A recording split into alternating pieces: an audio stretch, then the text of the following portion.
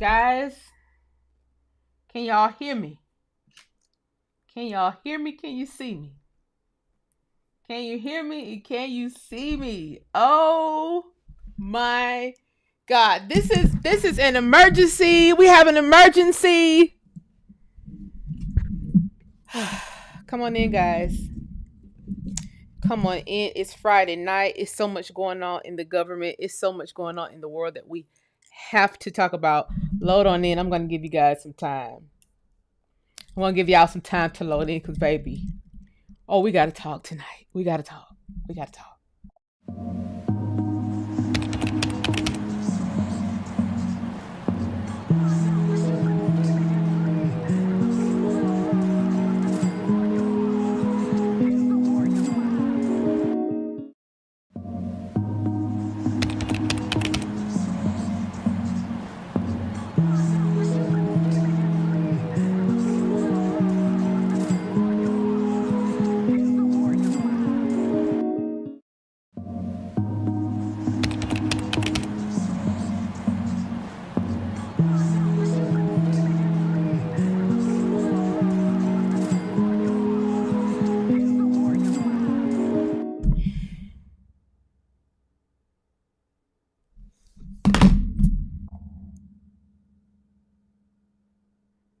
I'm scared.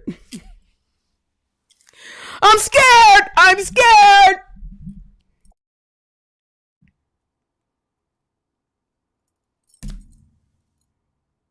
I'm scared. I don't got nobody to talk to right now because everybody I know who can answer a question for me is busy. So it's got to be one of y'all that we could talk some shit through right quick. Hey, everybody, get some darkies in here because it's a lot going on. Somebody said,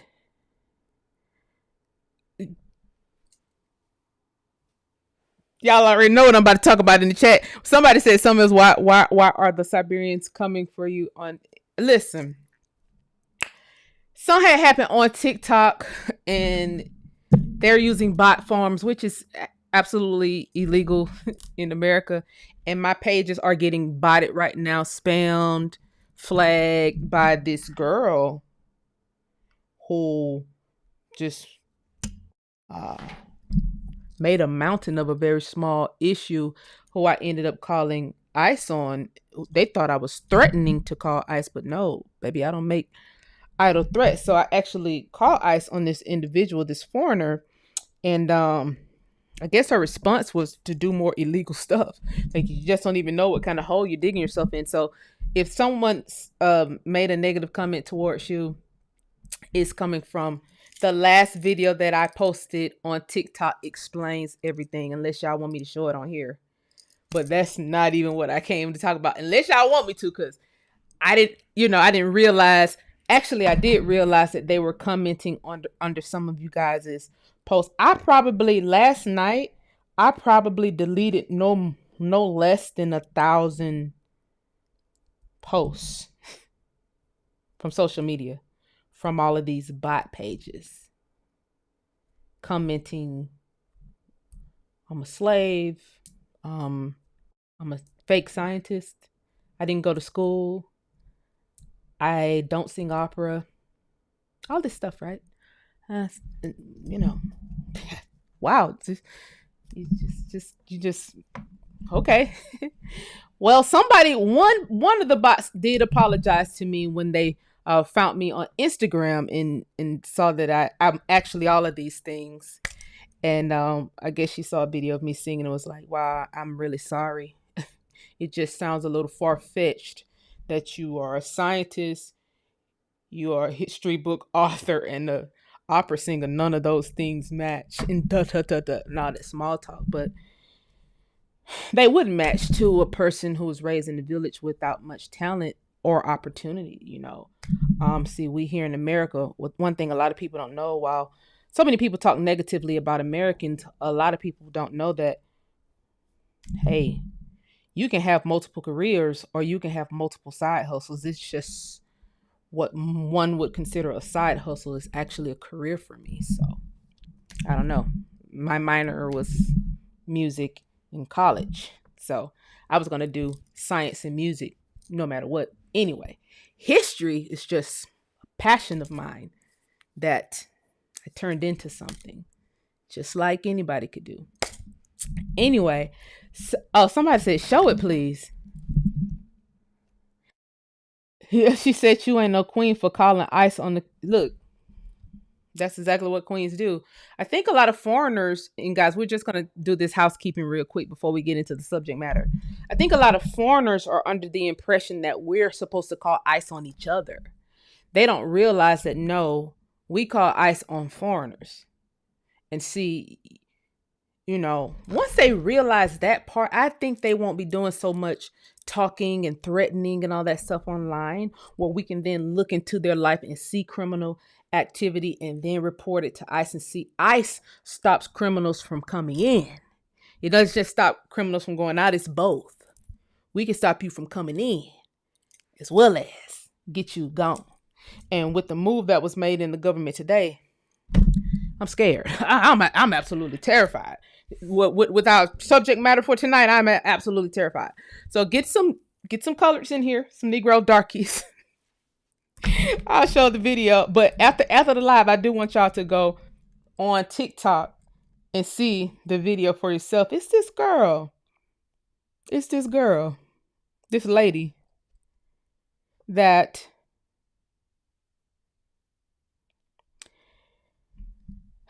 I just let y'all see it. I just let y'all be the judge. Some of y'all already seen it on TikTok, but some of y'all seen the whole drama play out on TikTok, but it's really, really, really strange. So let's see. While everybody load in, we'll just play this right quick while everybody load in, because it's wild that it's Africans also involved in this and also taking up for her. And I just don't see how the Africans get involved with other groups of people. Now, this girl is supposedly living in Canada, full South Asian, but so many Ghanaians and Nigerians just came to her defense on my post, and now we're slaves again. Oh, okay.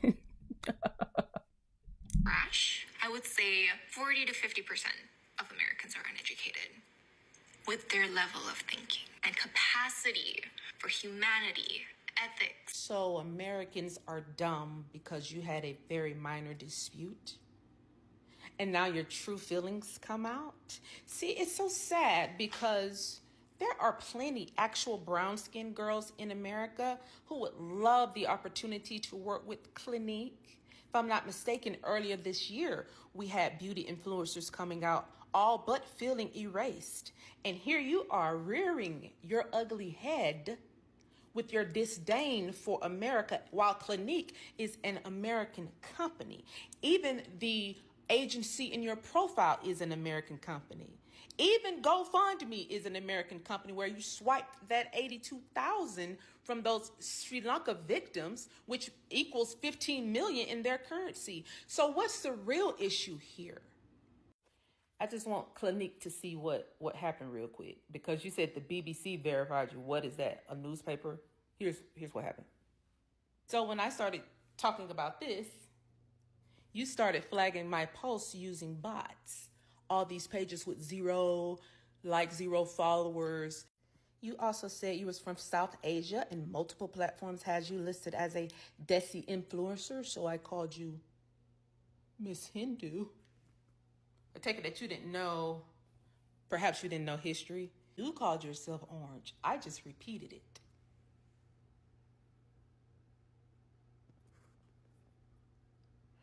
Before you got that $82,000, and you were very proud of your curry because you made multiple posts about being curry, very much orange. This is your true skin tone before makeup and self-tanner. And then you flagged my video with those bots to have my video removed. Then you used the bots to come back to my page and say, why you deleting the video when you knew you had my video removed? Wow. So that's the current situation. This girl, I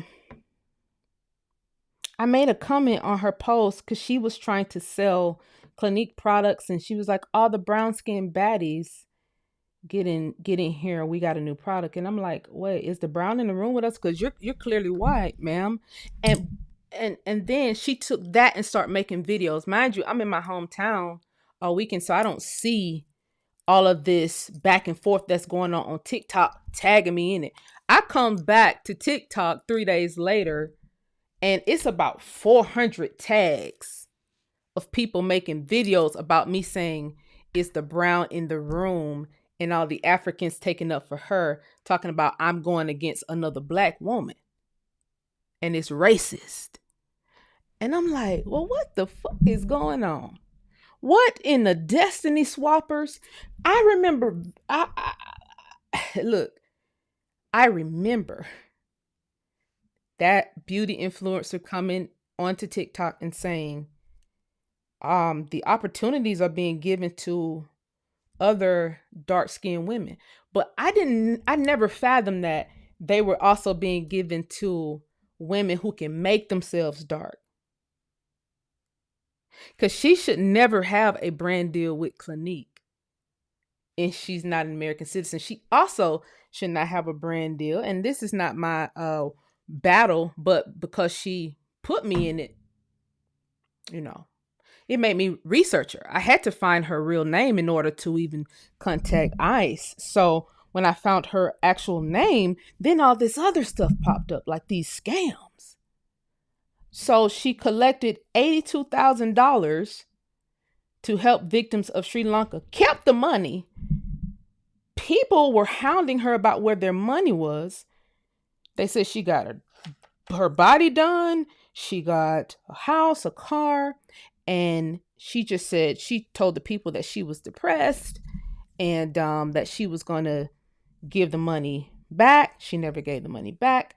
She ended up 2 years later making a report saying, "Hey, I gave 70,000 of the dollars to a charity in Sri Lanka." Never listing the charity, nothing. So $82,000 in uh, Canadian money is 15 million in rands, Sri Lanka currency. So what I'm thinking is if what everybody else thinking, you stole that money. So when I start posting on TikTok, before we get into the subject matter, keep loading people in here.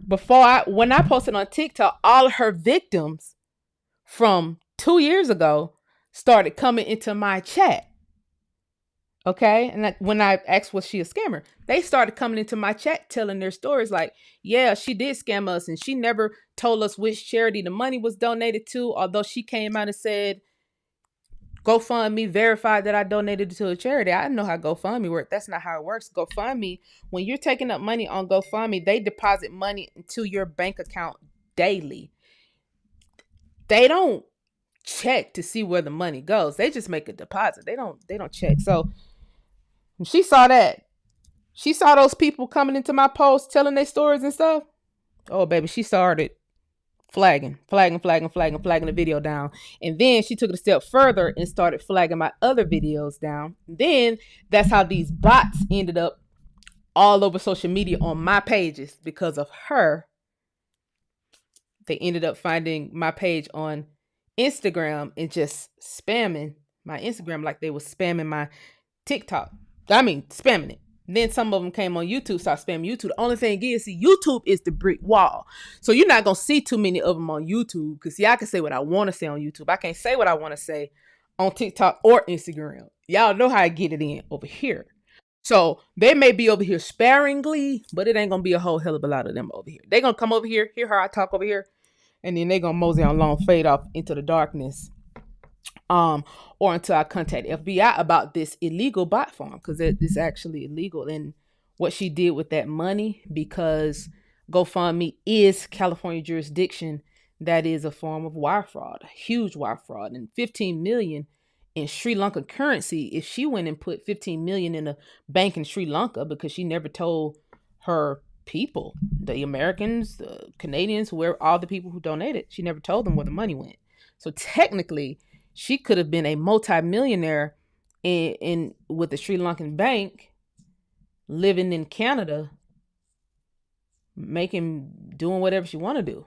I mean, that's a lot of money. And Sri Lankan government actually came out against her too by saying, "Hey, it's been 2 years, so everybody who needed help from that Easter bombing, we've already helped them. So you can't just dump the money, dump $2,000-3,000 off on us and expect us to say, yeah, she gave us all the money. That's not how it works. So I don't know. I will be submitting this to the FBI just to see, make sure this wasn't money laundering, because if she was truly a black woman, if she was truly brown, she'd be in prison right now for sure. If she was one of us, like she's trying to cosplay to be, she'd be in prison, baby. That's how that works. So she want to be brown. We're going to see how brown she is. It looks mighty pink without makeup to me, just like I said. It is what it is. Anyways, let's see. Hey, guys. So say Africans teamed up with the Native Americans to call us pretendians. Oh, they all on that. But here's the thing: the chickens have come home. I don't know if you guys are aware of not, but there was a few executive orders signed today. And I'm shook. I'm shook. I've called every bit of 4 or 5 military people who I know who are black. They're all busy. They fucking can't. Everybody busy. However,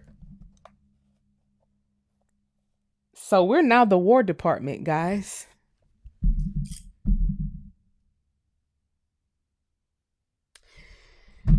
Now, if you're new to my channel, we've been talking about the War Department over here for a minute. And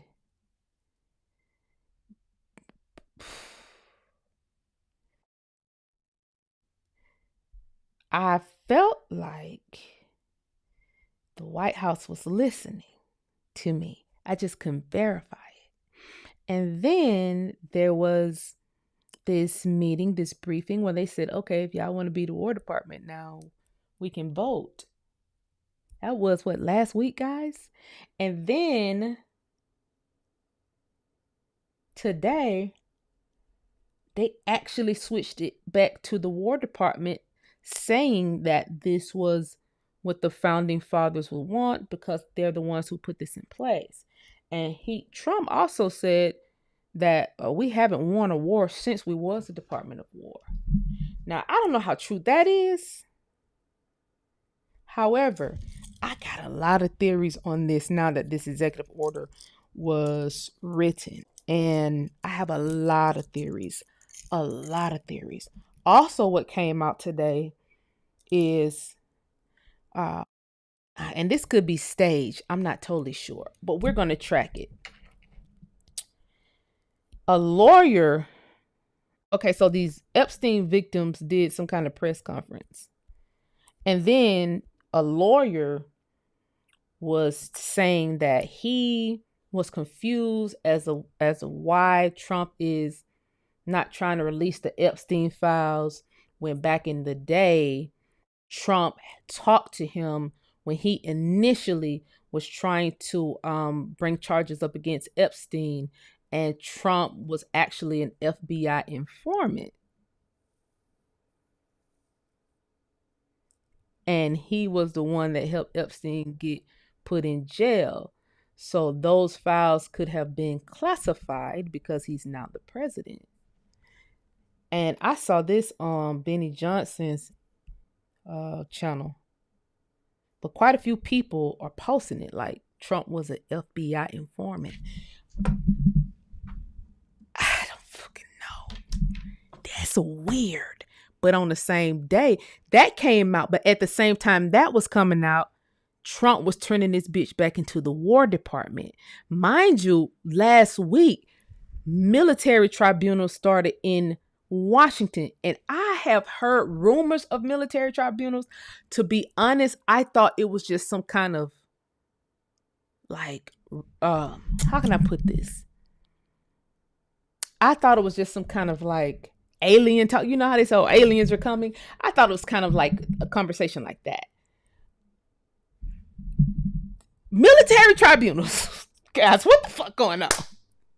Then at the press conference today, when they turned it to the War Department, a white man has said something that perked my ears along the lines of, now we can finally go into some of these states and get our people out. So it's I needed to talk to somebody. So I went live. Here recently, I have not been scheduling lives, as y'all can see. It's just been popping up. But today is really a pop-up because I was trying to get some clarification offline so that I can come online and put my theories together, if you will, about this subject matter of the War Department. Now, what do we know? The War Department not even almost. The War Department reverts us back to 1776. Okay.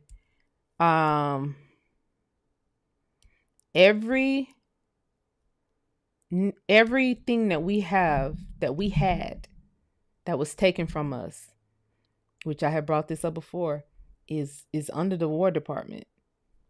The treaties, the land, the Freedmen's Bureau files, all of that is under the War Department, plus files that we haven't even seen.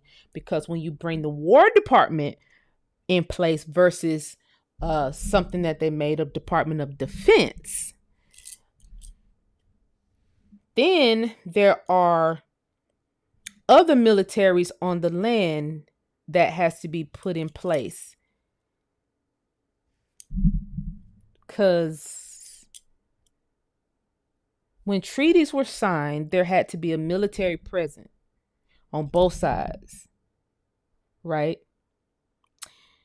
So in American History Volume 1, this is how confused I am right now. And they're working very fast. And we're not working as fast because enough of us aren't looking at this right now. But in American History Part 1, this is a board that I have. I have not been able to erase this board. I can't erase it. But you see all these names on this board. Okay. Chudabichi and Robin. King Ilichi, King Chikili, King Tamakoa, King Taskaya, King Tutkikaya, King Tuichi, King Shimakola, King Opithu, King Iwanaki, Captain Tamil,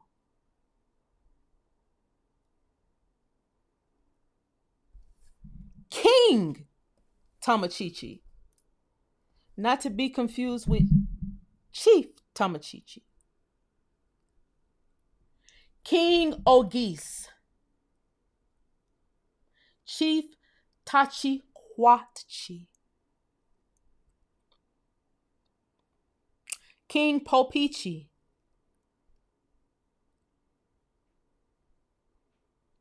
Chief Capachiki, that's from my hometown.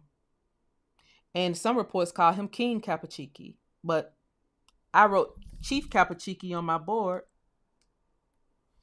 I wrote this board in 2018. The ink is so stuck onto the board, I can't even erase it to write nothing else on it. I don't know whether it was a spiritual thing or what, but I definitely can't erase the board. I definitely have tried with alcohols, all kind of solutions to erase this. As you can see, it's streaks on it. I cannot erase this board.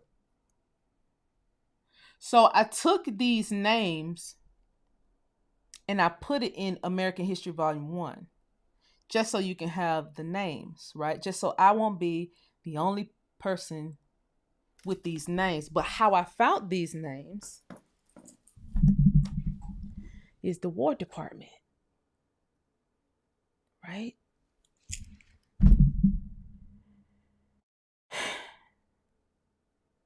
So these men It's something I can't put it all together in this show. I was trying to talk to somebody, multiple people in the military, to pick their brain before I do this, but something happened, guys, and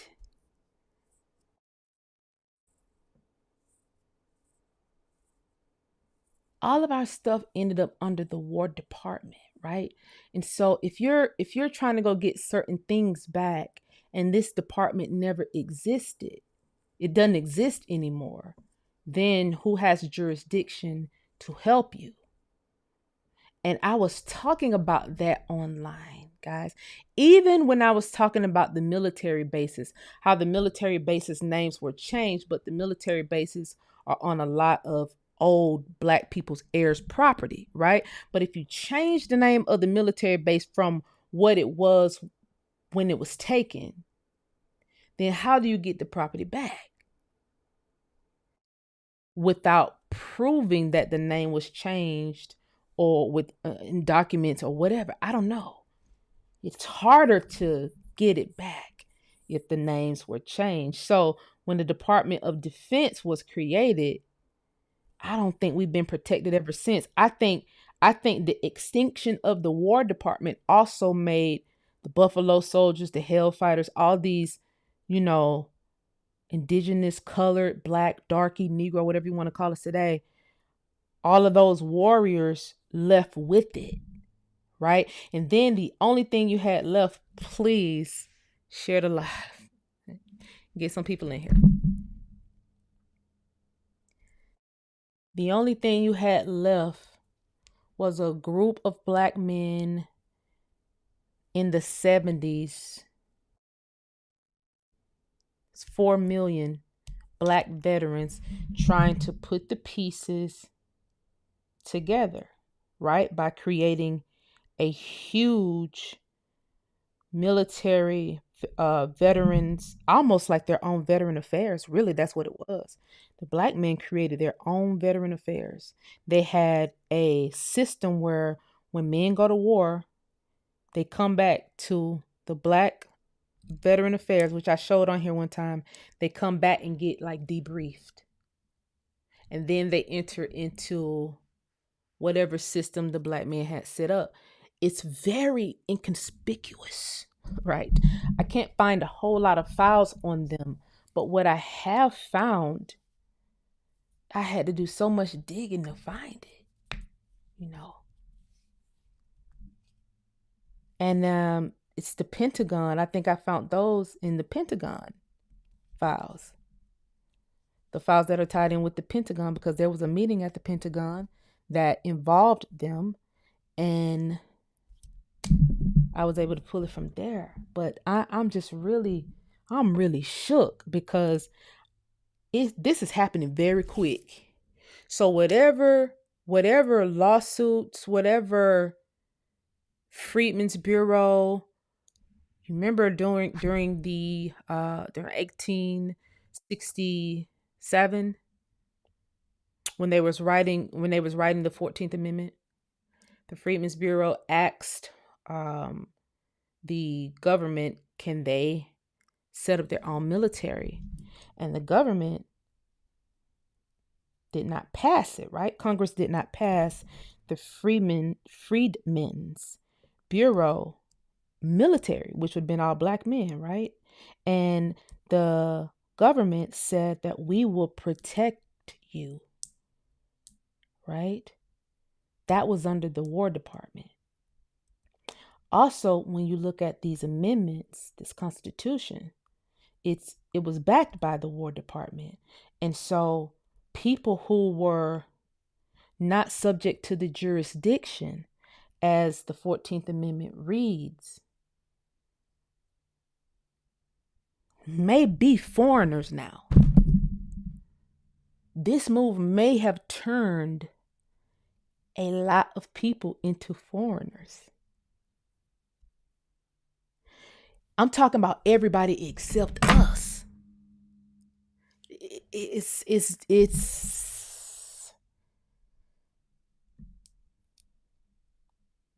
y'all gotta help. We gotta figure this out quick. We don't have a lot of time.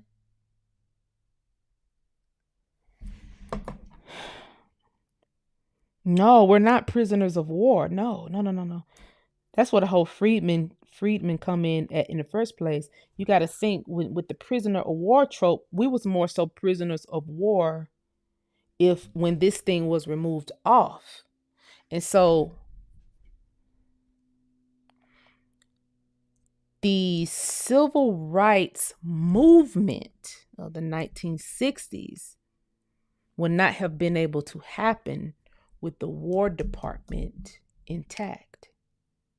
The Department of Defense in place, this could happen because now you don't have to be subject to the jurisdiction. Who would enforce it? The War Department enforced everything that was happening in states. Right? So you have your state constitution, you have your national constitution, which would be enforced by the War Department. If a state could make a decision on something, then the War Department will come in and make the decision. That's just how many troops were placed in so many different jurisdictions here all across America. And when you read the actual Constitution, you read the 14th Amendment, the 13th Amendment, the 15th Amendment, any of the amendments, really, the 10th Amendment.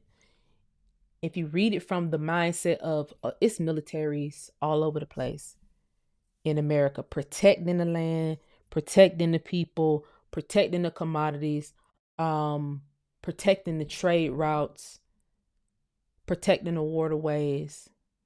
And then you'll more so clearly understand like where the chiefs come in at, because the chief is just what we now call a general.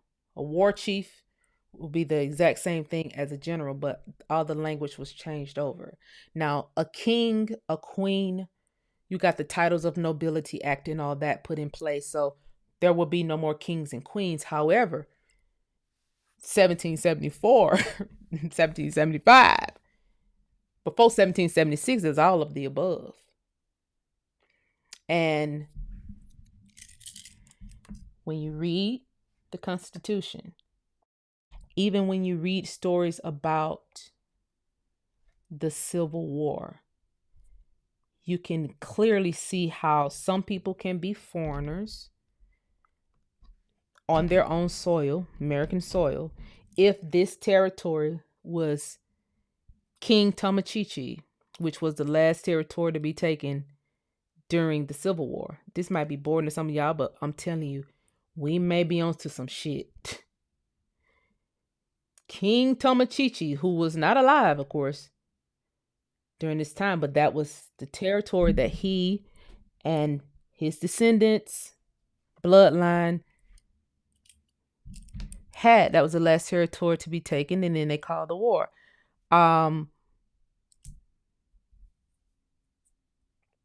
Prior to that, would they have been foreigners if they would not have pledged allegiance to the United States so that they could be subject to the jurisdiction? Yeah. So now you have an issue that the Department of Defense would allow to be called freeing the slaves, but the War Department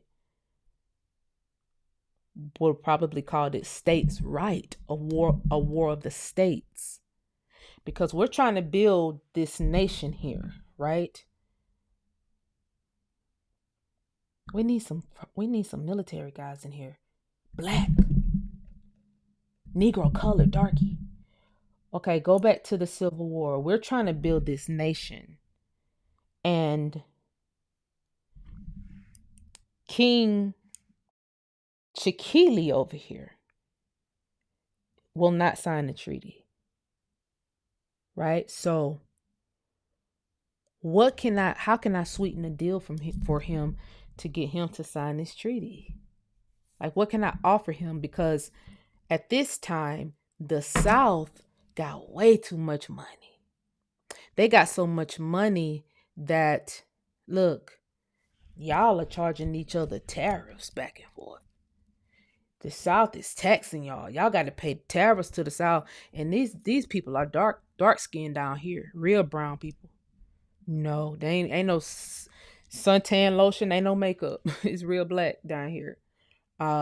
On this belt down here, right below the Mason-Dixon line. So if I'm having to pay a tariff, we need to figure this out and be one United States instead of all of these provinces and territories with all these different queens and chiefs and kings and hierarchies and attorneys and y'all. Some of these tribes are doing seances, this soothsayers, and then it's some of y'all got the magi over there and y'all running these frequencies and going to war with us, and it's just we need to create the United States. So some people finna die. But what is gonna be in the treaty? If you don't comply, it's like to me, it could have been a get down, lay down situation. Get down or lay down situation. Now I'm talking the Civil War.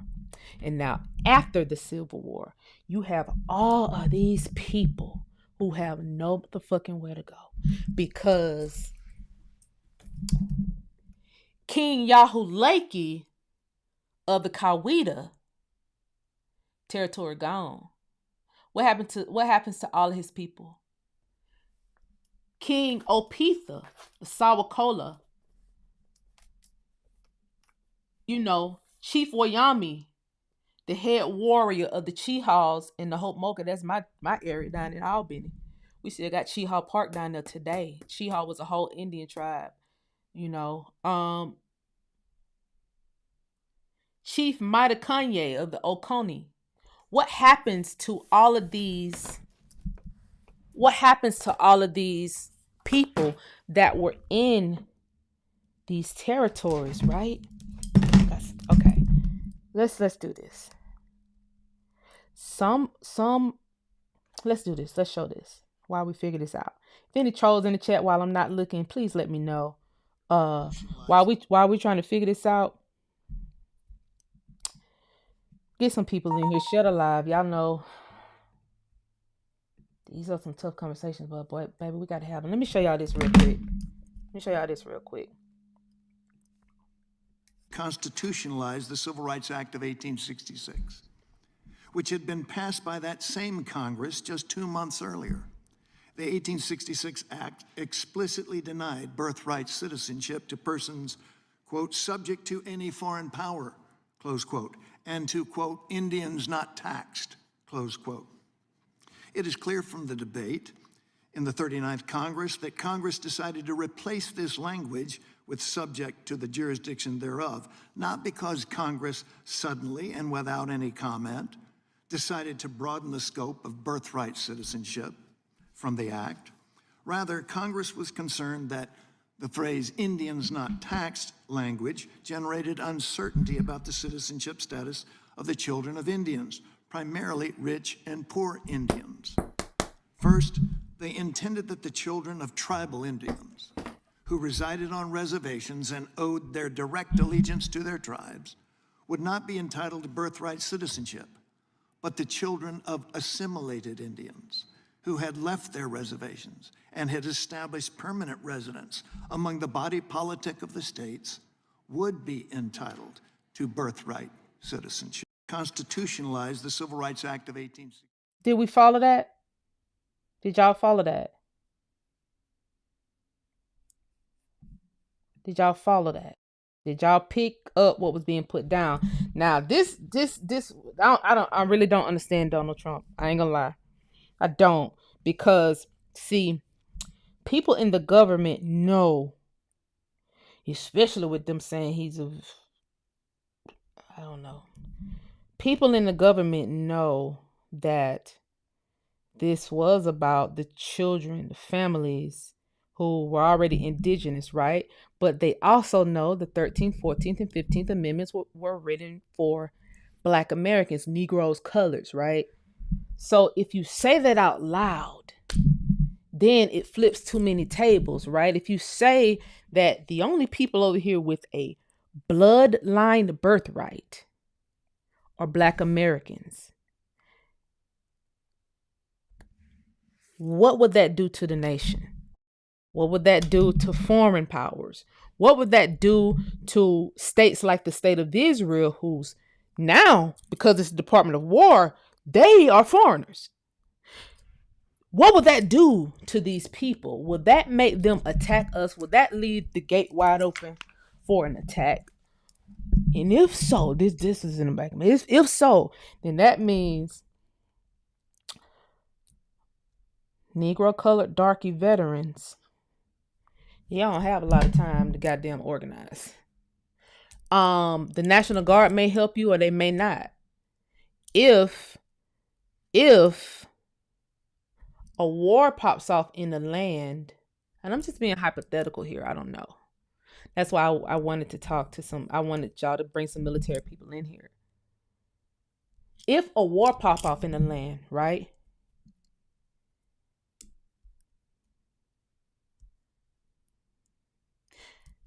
I don't know, because the military is not segregated. Everybody's fighting together, supposedly. Everybody's supposed to be fighting together, right?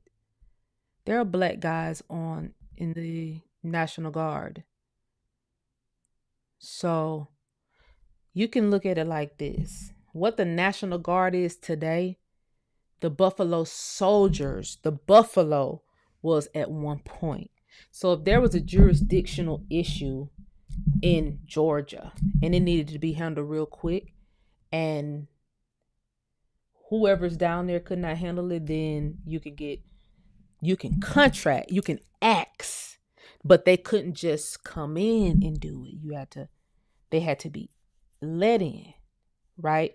And then some of these areas end up putting military bases in these areas for a permanent military. That's why you have military bases today, because the family, the bloodline who was over that jurisdiction wanted a military. So when nobody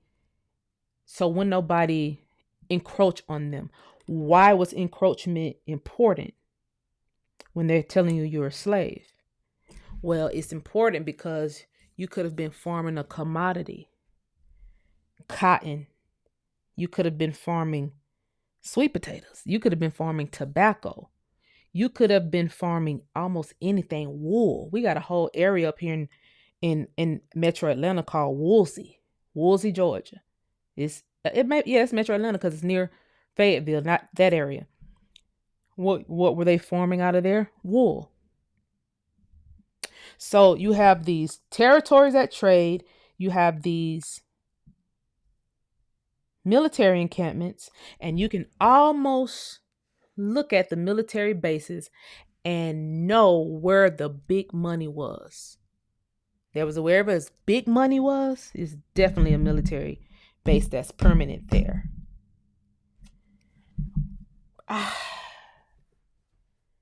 This is crazy. Now, another part of me wants to say, how was the Department of Defense, how was that ever created in the first place? Because if the Department of Defense was not the authority as it relates to making sure everybody was subject to the jurisdiction thereof that come in this bitch, America was almost ran like the British Empire. And you can see the mirror when you start looking up these guys I keep showing you. When you start looking up these people, you can see the mirror. I don't know who was copying who, but it was very much bloodline. And not only that, a lot of countries are bloodline to this day. We just somehow became a nation of immigrants. And then they put that on the actual bloodline while secretly marrying into our families, knowing that America, the basis of America, was also bloodline.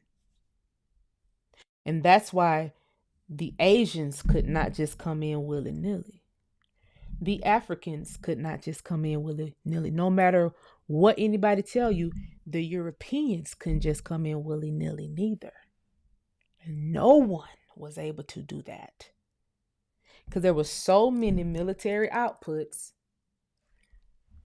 There were checks and balances. And then we became, come to our borders, we're wide open. And now you have murders all over the place, unaccounted for murders, unaccounted for trafficking. Whereas if a Trelita went missing, you had a military force to go get whoever really quick because you can account for somebody missing. Today, you can't even account for somebody missing. And it's not like the population today is so much different. No, contrary to popular belief, it's not like the population was so much different. It's not. It's not. They was fucking then, they fucking now. Okay? They was having more babies then. We might be freakier now, but they was having way more babies than we're having now.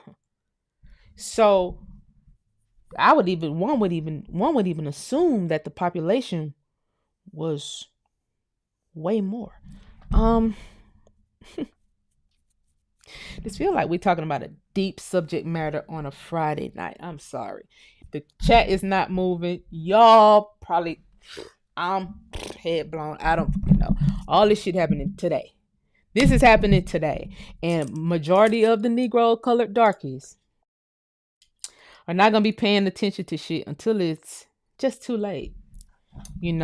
Israel could get very fucking mad because they're no longer able to have a dual citizenship under the War Department. China could be very fucking mad because there was a Chinese Expulsion Act up under the War Department.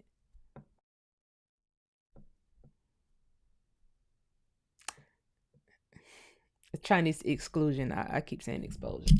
There was a Chinese Exclusion Act up under the War Department. And many other acts. There were also a lot of acts of violence. If you was over here and you was foreign and you was talking shit, they put your ass on a reservation. And it was the War Department that was doing this, y'all.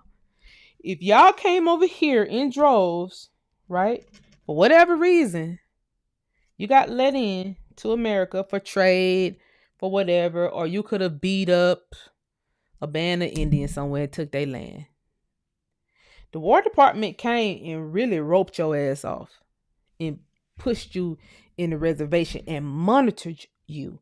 And see, now, for forever, I don't know, since the Department of Defense, that's what I'm just going to say, take a shot in the dark and say, since the Department of Defense, you had nobody monitoring these reservations, right? And so if I'm a foreign power and you're in this side of this reservation is not subject to the jurisdiction of this land and you are subject to a foreign power, then what's going to happen when you're on that reservation by yourself? What about the minerals that's there?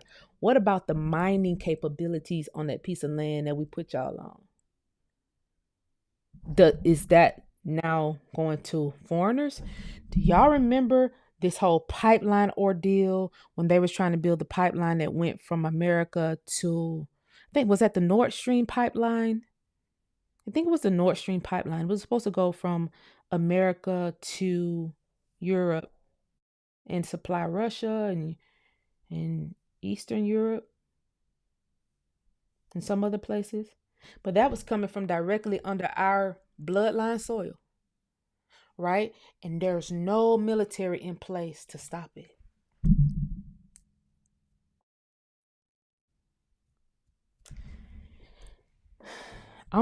These are my theories. If anybody from the White House is watching, these are just theories right now. You'll know when what I'm about to say now is a theory. Okay? World War I, we supply oil. World War II, covert mission happened. Germans ended up over here on our military base. Our men were sent out to fight in World War II.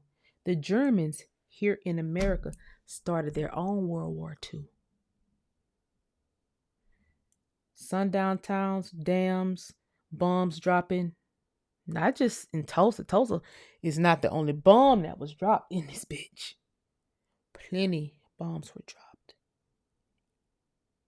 Some of these areas was flooded and the shit was covered up. This is documented in the Smithsonian. Now, when I put out the information about the underwater cities, the flooded cities, when you looking at how deep this went, in order to make this dam, this had to be bombed. This part had to be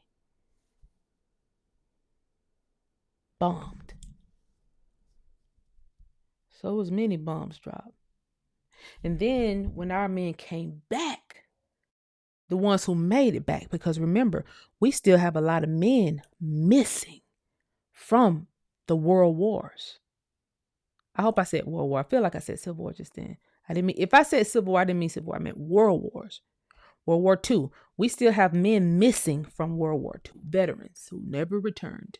In fact, they just found one of the veterans, black veterans, last name Brewer, 3 years ago. So they were sent out. The military was segregated. Black guys were sent out. Germans were already here on camps, military bases, and they finna wreak havoc. When the men came back, they had a whole nother war here.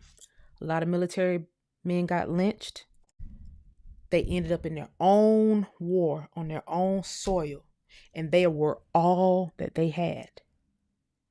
You had Germans here on our soil stealing whole bases, airplanes, the Tuskegee Airmen, they had their shit overtaken. See, now they have been reduced to, a few Negroes had a few fighter jets. No. They were first in flight, and Black Americans had many airfields all over the place. But history kind of erased all of that out and said, no, you guys were the slaves. And although there was an airport on your heir's property and you're named after the airport, still to this day, that wasn't you. That was a white person from Europe who gave you the last name because you farm the land, but that same family does not have the last name today. Mind you, you're still recycling these names over and over again. So the airmen were reduced to nothing. The Tuskegee Indians were reduced to a fable. The Black American families who owned heirs' property was reduced to nothing until I came online and started talking about it. And then people started saying, so were we slaves or did we have land? Because y'all said slaves couldn't own land. And I heard a rumor about my family. And so what do you go after it? And out in the back of my mind right now, I want to say the iron is hot. This executive order today that was done, to me, made the iron hot.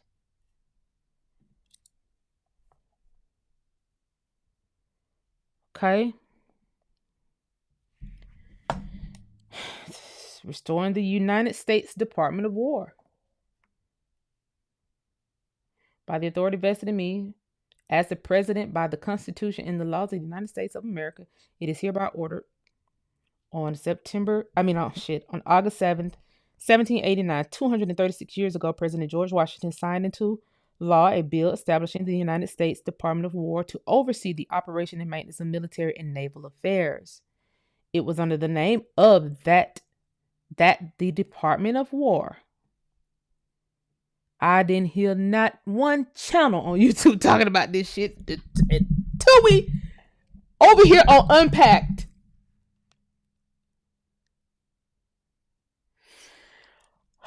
Along with the later formed Department of Navy, won the War of 1812. World War I and World War II.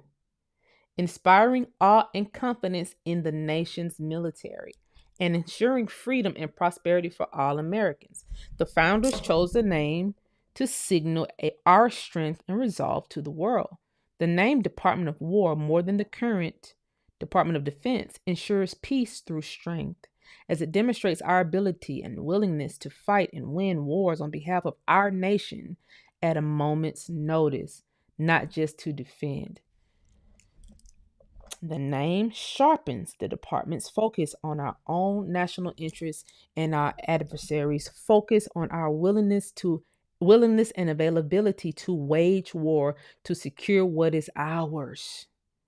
I have therefore determined that this department should once again be known as the Department of War, and the Secretary should be known as the Secretary of War. Oh, shit, man. The Secretary of Defense has authorized the use of this additional secondary title, the Secretary of War, and may be recognized by the title in official correspondence, public communications, ceremonial contexts, and non-statutory documents within the executive branch. The Department of Defense and the Office of Secretary of Defense may be referred to as the Department of War and the Office of the Secretary of War, respectively, in the context described in Section A of this section. The provisions of this section shall also apply as appropriated to subordinate officials within the Department of Defense, who may use corresponding secretary titles as Deputy Secretary of War and Undersecretary of War. Mind you, the Undersecretary of Defense is almost always a black guy. This is, to me, I made a video about this in 2022. It may be still on my page about these, because Austin was in power. He was in power. And then his secretary was also a black man, but the undersecretary, which is the shadow to the secretary, he was a black man. So we had almost like dual black men running the defense, right? But you can't go to war. You could go to war, but you would have to enact martial law. I don't think you got to enact martial law under the original rules, like you said, 1789 of the Department of War. So if Austin and the undersecretary, the two black men, if they were in power during, and this is my theory, guys. It's my theory. If they were both in war, if they were both in place, and this bitch was called the Department of War, these two could have paralleled and took the whole fucking pie. They could have took the whole pie back. That's what I'm saying. They could have took the whole fucking thing back. I think, because I never worked for the government, I never been in the military, I just draw conclusions from reading files. The undersecretary and the secretary is checks and balances. The undersecretary acts as a civilian arm for the secretary. So the highest person in the land, from a civilian side, us regular degulars, is the Undersecretary of War. That would be like a chief. A chief. The general would be a king. So for those of you who are really into like indigenous history, and you see a lot of files or you see a lot of stories and they mention chiefs, that would be the guy who on the ground every day. He look like a civilian because he with us, but he can call war in this bitch if he want to and when he want to. But he gonna walk around, you're not gonna know who he is for real until he put a war bonnet on and he on your ass. That's me just breaking it down in like layman's terms to try to give y'all a visual. The person who put the war bonnet on, they not walking around in the war bonnet all day, every day. No. When they put the war bonnet on, we finna go to war right now. This is not a defense thing. We're on offense at all times. Cause guess why? We got oil in this bitch. Gold. We got gold in here. You can't be on. You can always think about a defense strategy when you have so many commodities in America. You can't. It's impossible. So now we give that power to someone like a mayor. It really, if this was the 1700s, there would be no mayor without military, what do I call it? Military experience.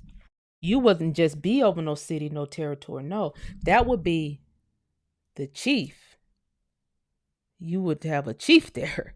And when this bitch get out of hand, and it's the same because they had council houses, they had city councils, all that. But if y'all come in here and try us for real and try to take what's ours and try to rob the people and take the people and try to rob the businesses, because this businesses, this trade, it's all this stuff going on. It wasn't just sticks and wood over here. No, it's buildings, it's all this stuff. But the guy who is over this area is a warmonger, if you will. He will go to war. He's not just the mayor. He don't just call the shots. He put on the bunny and he'll have a military here in no time. Like that. Right? Mayors nowadays don't have that power and they're soft. And they allow people to come in. They allow people to come in and run amok. Let me see this real quick. I was just sent something. What is this?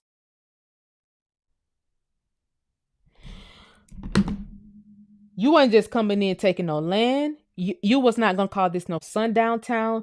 You was not going to this all this eminent domain shit. And you a foreigner and you're not even subject to the jurisdiction. You're gonna die.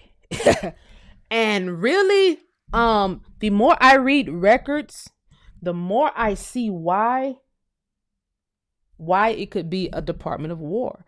And the more I do not understand why the Department of Defense was ever even put in place, because it's very much lenient. I am not a person who is for I'm about to tell a lie right now. I am definitely about to tell a lie to make myself look good. Y'all just bear this lie real quick. I'm about to tell myself.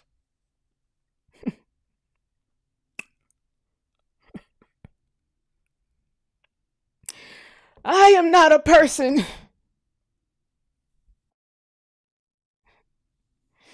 who's for war.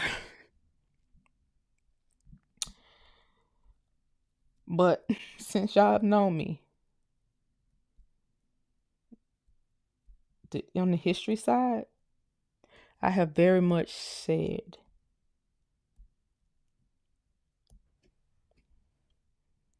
I learned this history by studying war. You would think I was in the military somewhere.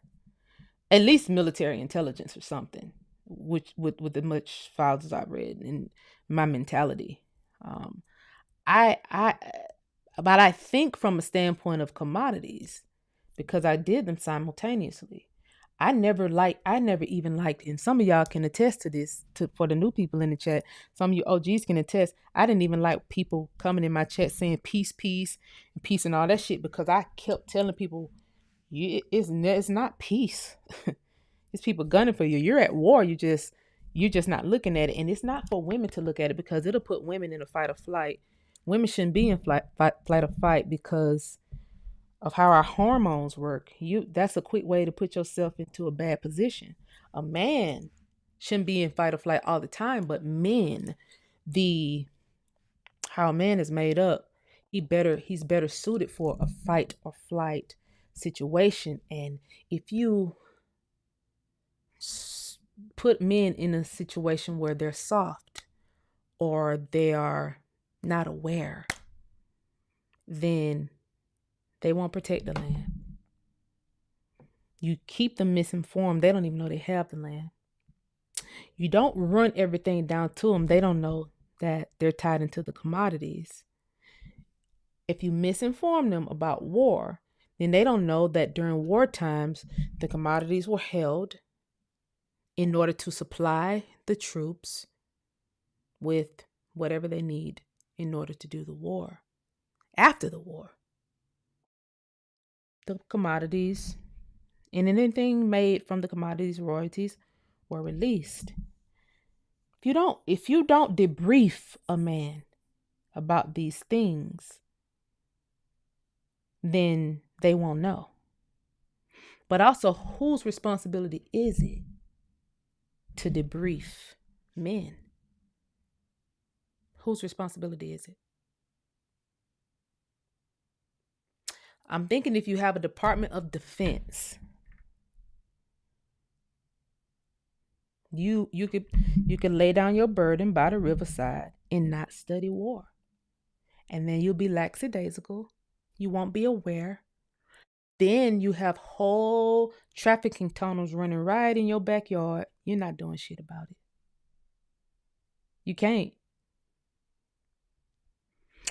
You have whole foreigners dropped off in your city, in your county, and they're running them up.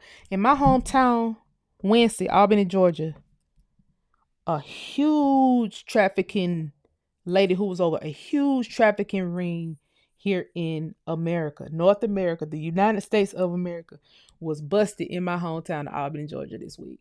It was an FBI conference, this big national conference about the shit and everything. I said, Albany, Georgia, this got to be a mistake. Are they saying Albany, New York or Albany, Georgia? I was in a whole nother room listening to it. I'm like, are they saying Albany, Georgia or Albany, New York? I goes in there, they're saying Albany, Georgia. They've been looking for this lady all over the place. She down there Albany fucking chilling, running a huge ass trafficking ring. She had to get extradited up to Iowa or some fucking where. From Albany. Running one of the largest trafficking rings in America. Mind you, we got the fucking Marines in Albany.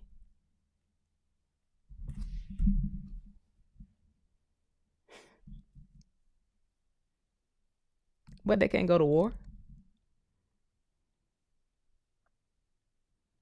They can't protect the place just on their military experience alone. When in actuality, how it was written, it doesn't matter whether it's a group of y'all or one of y'all or two of y'all. If y'all got the experience, then you can put something in place to protect the area within the jurisdiction that you reside. I just feel like, guys,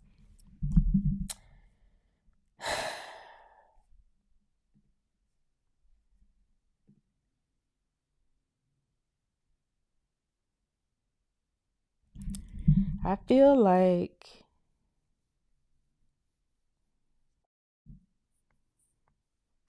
the men who are veterans need to look at this stuff. The women who are veterans need to look at this stuff. But I don't think y'all need to, I don't think the women need to. The Department of War, let's just say what I know about the Department of War. The Department of War, if you was not subject to the jurisdiction thereof, you were not being in the military. You was not. You was not in any of these military, any of these different brigades. You was not. You can go, if you don't believe me, you can go look at the Civil War.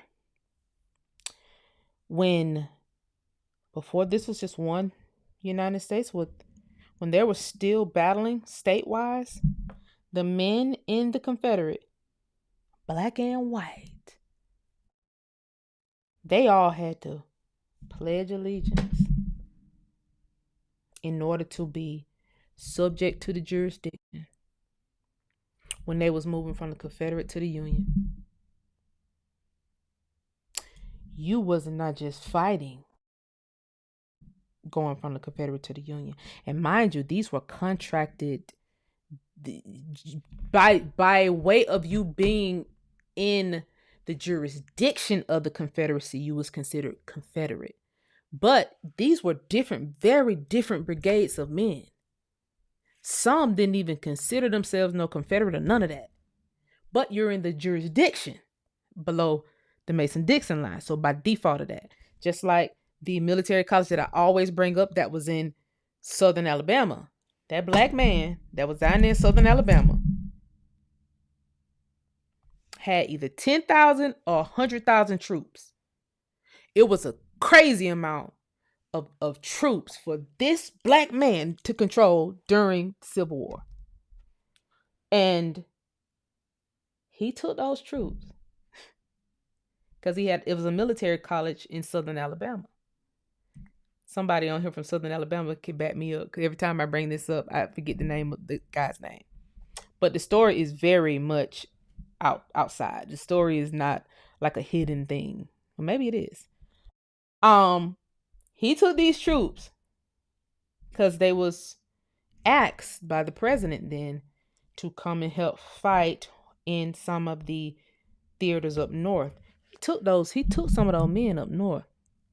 And all of those men got files, 403, and now the Lineage Bureau, uslineage.com, they got to pledge allegiance, baby. They got documents on file. These documents are very public, where these people had to pledge allegiance because they wanted to make sure these people were from here. And now that this is a jurisdictional issue, states' rights issue, this whole war, civil, we got to make sure y'all down for the bloodline.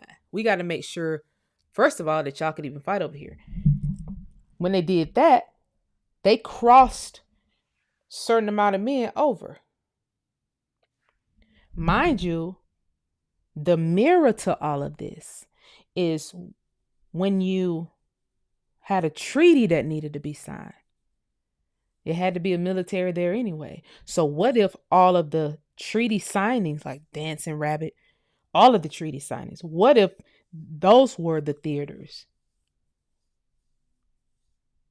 What if the men from Southern Alabama, when they was asked by the president to come fight for the Union, what if that was a treaty, but we just not putting it together?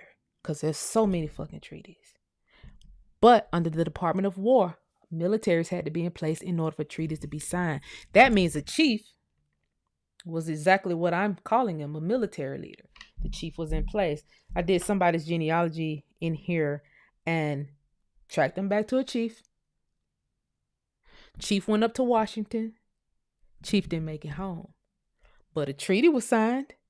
After that treaty was signed, this chief, he's from Alabama as well. This was a chief from Alabama as well. The chief and the captain, these boat captains, they're traveling via waterways. They're traveling via horse. So they travel a certain distance in the boat, and then they horse by, the rest of the route. Chief went up to Washington. Treaty was signed. He was poisoned. Never made it back to his territory. Treaty was signed though. And so same thing happened with this group. And you can just go through history. If you wasn't how can I put this? Let me put it like this. I can see how the land can be taken by force. I can also see how you cannot enforce a treaty if you change the name.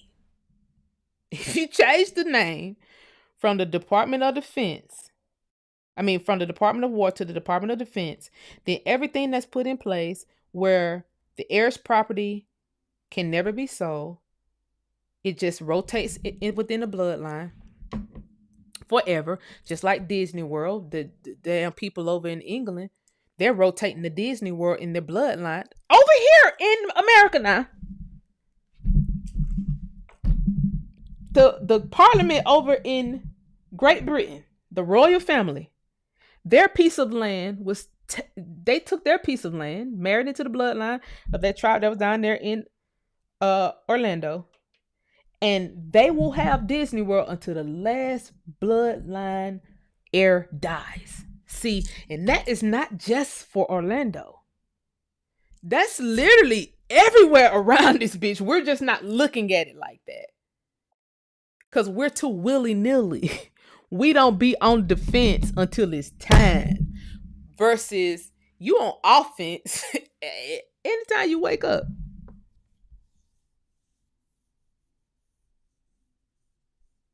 You're on offense even when you're on defense. You really, to be honest. So, gosh, it's a lot to unpack. It is a lot to unpack. That bloodline over there in England married into a bloodline over here in America. They married into. And if I'm being honest, this is my theory. And this theory is way out there, way.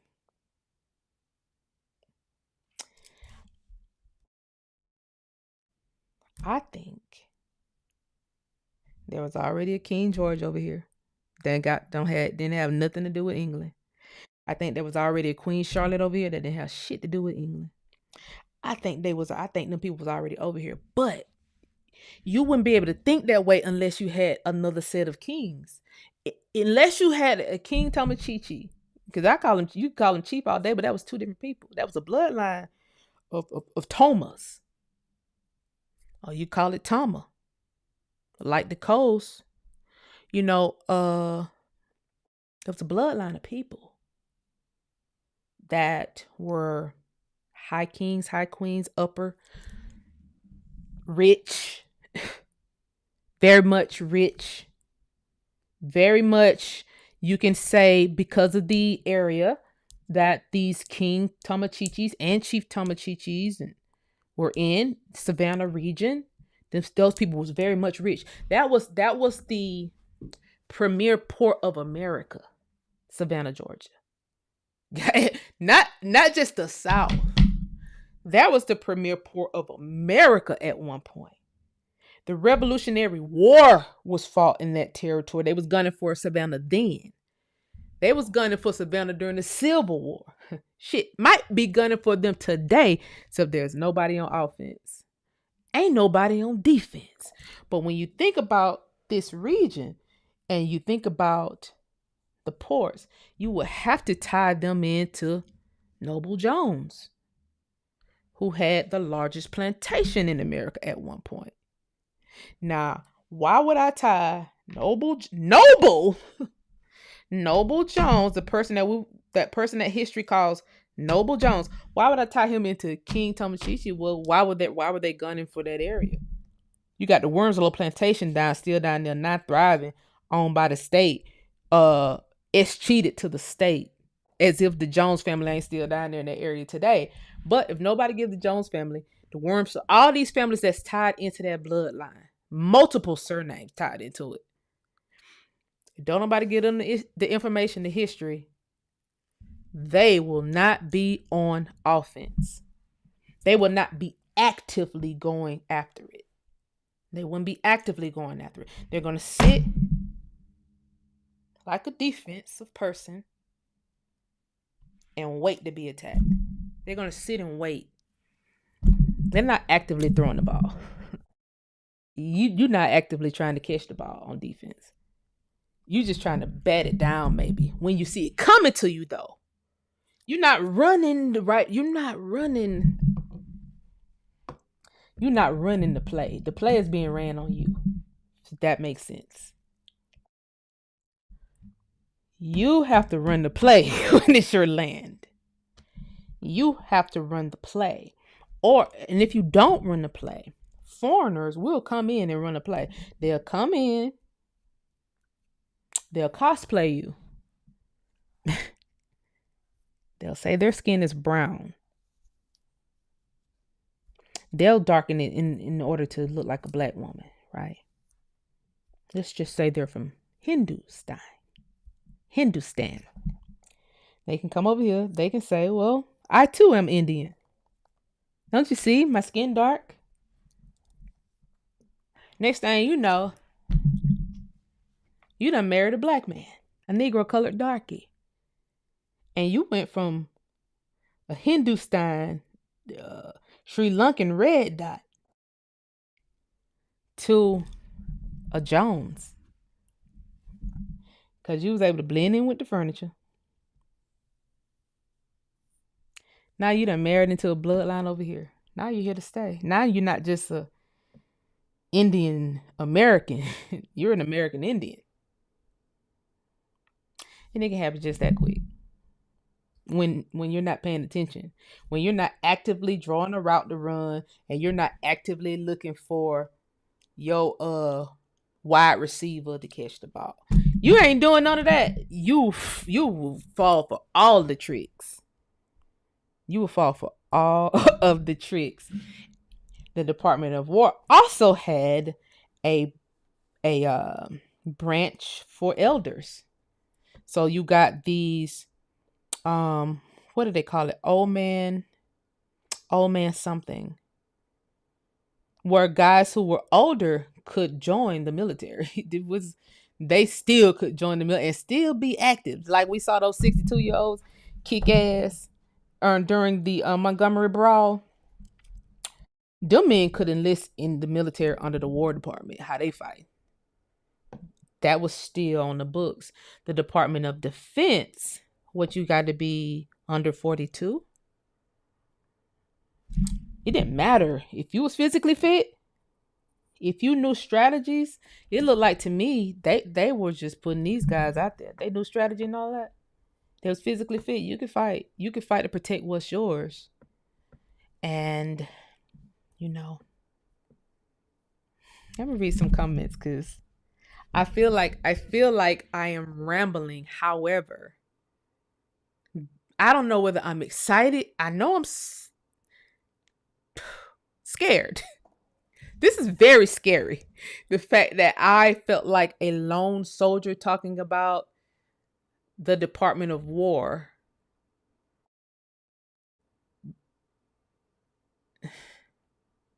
And now we got a Department of War. Under the Department of War, there was a tax issue. Whereas the North, the government wanted to tax the states. They wanted to make some money out the states because the states was making money left and right. They was making all kind of money. So if you in Savannah and you're the bloodline that's running that port down there, yeah, we gotta get some. We gotta get a little piece of something. If you was in the Natchez region in Mississippi, if you was in Texas, that East Texas corridor, if you was Southern Alabama, if you were down there, Miami, Florida, you gotta run us some coin. If you in South Carolina, you gotta run us some coin, right? Oh my God, y'all. Oh my God, I just had an idea. Oh my God. So you gotta run us some money, right? But how it was written, it was voluntarily. So taxes under the Department of War was voluntary, and it was written that way. It was literally, we ain't gonna enforce it, but we just telling y'all we want it. And it went from that to not everybody got to pay taxes.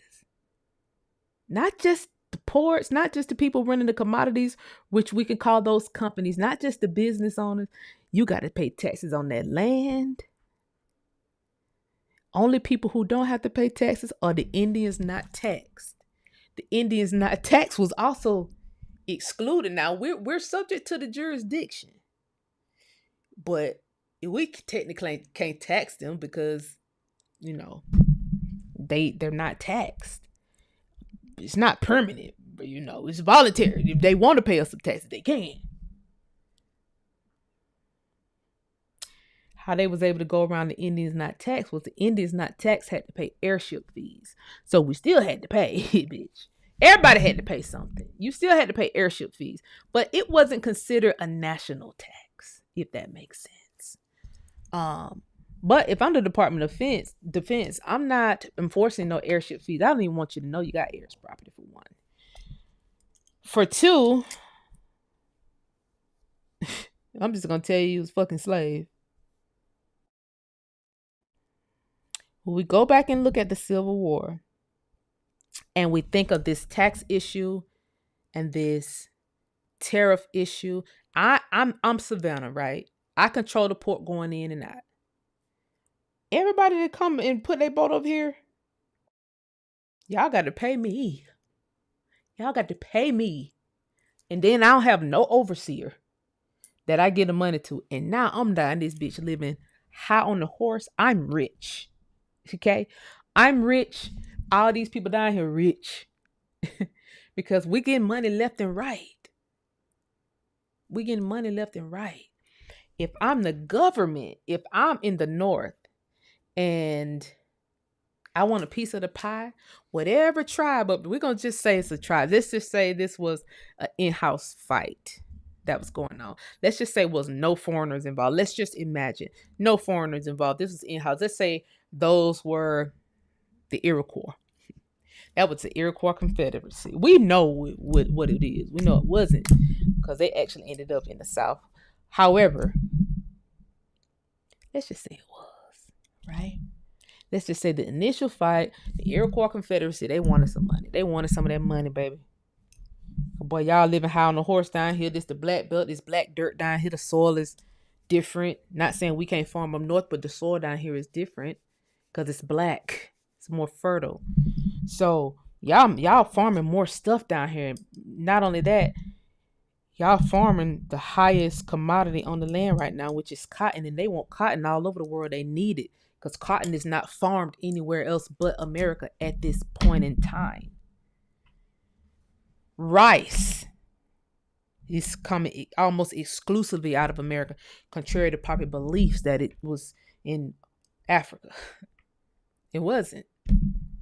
And anyway, so y'all making all this money, y'all selling to everybody bringing their boats over here, and their merchants coming on their boats and they're buying all this shit from y'all and they selling on back, and then y'all not giving no money up. So what we gonna do, we gonna ask y'all for a tax. Then if you don't provide us with the tax, then we may have to come in state by state, or we may have to come in at one time and just fight y'all over it, and come in and call the territory ours and say, just because we reached the area with our military and was able to put our flag in the dirt, we won the war. That's the story of the Civil War, literally. Now we're back at the War Department. Now we're back at the War Department. I am freaking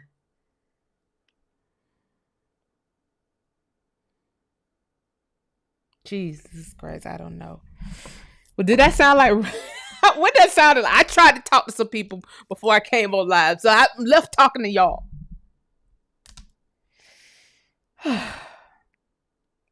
Somebody said, appreciate you. The youth is going to need this. Yeah, the youth is going to need this. I'm telling you.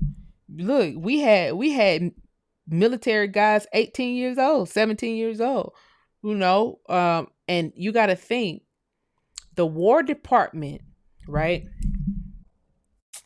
He took the War Department back to 1789, George Washington. Now, people put George Washington in Europe.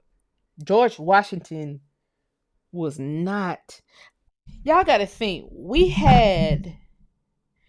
these people have had about 200 years mixing and mastering this history over here in America. The whole Reconstruction period literally changed people's location, people's presidency, and I can see how it could happen, right? Because all I got to do is say all these men in power came from Europe, right? Then Great Britain can keep the seat of power just by default of that. Just by default of a theory that all of these presidents was from Europe. By default of a theory that all of the families in America who had money were from Europe. And they came over here as black aristocrats and they just knew how to fucking farm but could not farm in Europe for nothing. They just knew how to run the government but was not running a government in Europe. I'm under the belief that George Washington was not from Europe. I'm under the belief, with all these fucking kings and all this shit that people never talk about, there was no way a George Washington could have been from Europe. That nigga would have been killed. When you think about the war, the War Department, well, we always on offense, we're always on go. You're not gonna come over here from Europe and do a motherfucking thing. You're gonna die. George Washington, Madison, Thomas, Jefferson, Jackson, none of them niggas was from Europe. They would have been murdered. The reason why a lot of people don't think about the fact that they would have been murdered is because people don't think about war. Only people who think about war is military men. But they don't think about war how we think about it. They think about war because they're more so warmongers. They'll kill anybody. How a black person who's looking at the files and studying it, history, would think about it as, oh yeah, we wasn't letting anybody in the ports, let alone coming in and ruling. It was too many. It was kings. I know people say we was kings and they try to joke as if America didn't have kings. America had kings. There would be no titles of nobility act ever put on the books if we didn't. We had kings, we had provinces, territories, all of that. Everybody was multiple governments over here that was foreign to each other. Multiple tribes. They worked together, but they were all kind of foreign to each other. Even in the Articles of Confederation and another government document that's from the 1700s, it speaks of international, but international was not cross the water.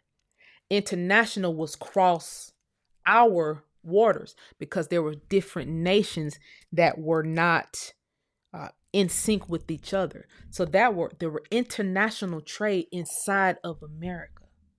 Right? So if I'm reading this without knowing that we had these water routes that boats were actively on moving commodities every day, unlike today where you got the Mississippi River, major tributary just wide open, no hundreds of rivers. They were dammed, so you can't really do that now. But before they were dammed, World War II, after we was already overtaken, these were active routes that was making hella money. Hella money. This is international. So I'm trading with this nation, full nation over here. Own constitution, own rules, own everything. We're all separate here, right? This Civil War is supposed to gel us together. Mind you, England supposedly came over here at one time and we gave them little slithers of land, right? Mind you, 1776, we took those slithers of land back.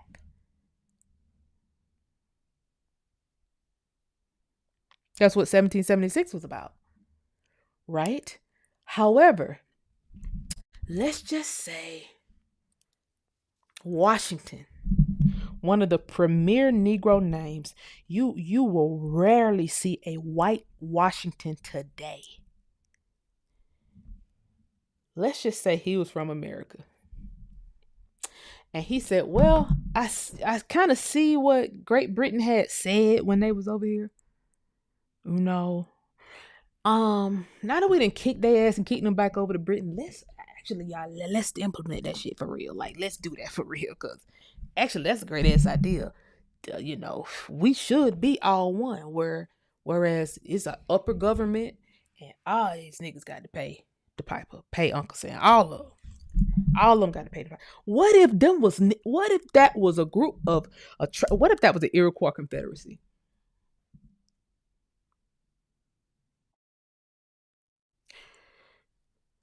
What if it was the Algonquins that did it? That's more believable, actually. Now that I think, what if it was the Algonquins? What if the Algonquian tribe said, "We're gonna form a union. We're gonna form a union, and we're gonna unionize all of America under our umbrella." Because mind you, there were unions already in America in the 1700s, before 1776. There were already all this stuff was already here, guys. What if that was not a foreign? What if those were not foreigners? Those were Americans. They just needed to take over the tribes in the South in order to make everything one. The South and the West. They needed to take all this shit in order to put it under one umbrella. Right? I said that to say, what if the Department of War didn't look like nothing foreign in there to me? The Department of War did not look like it came from somewhere that had a parliament without chiefs. It didn't look like it came from somewhere that was not trading a lot of commodities. When you look at the Indians, you have to put this together instead of just saying, "Oh, these are Europeans who was fighting the Civil War." At this point, we got to imagine something else because of the War Department. They copied a system that was supposed to be ancient to America. So George Washington could have been from a bloodline and he already knew how it went over here. They're trying to say he was half and half, but I don't think he was European at all. I don't think none of them would have been. I think they were all being killed. Just like Chief McIntosh was killed. He was beheaded because he was mixed with he was Creek, and then he mixed with him with somebody from Great Britain, and he was still the chief of the Creeks, and he made a wrong turn by way of him being mixed, and they beheaded him down here in Georgia. He got beheaded because he gave some land up to the British that he wasn't supposed to give up, and he was half and half. So you can imagine a fully white person from Europe trying to come and take over anything. Now you're gonna be killed. You're gonna be killed very swiftly, very much swiftly. And if you was black and you gave up some shit to the foreigners that you wasn't supposed to give up, or you made a move that you weren't supposed to make, with all these niggas on the land that can fight too, we're gonna kill you. We're gonna kill you.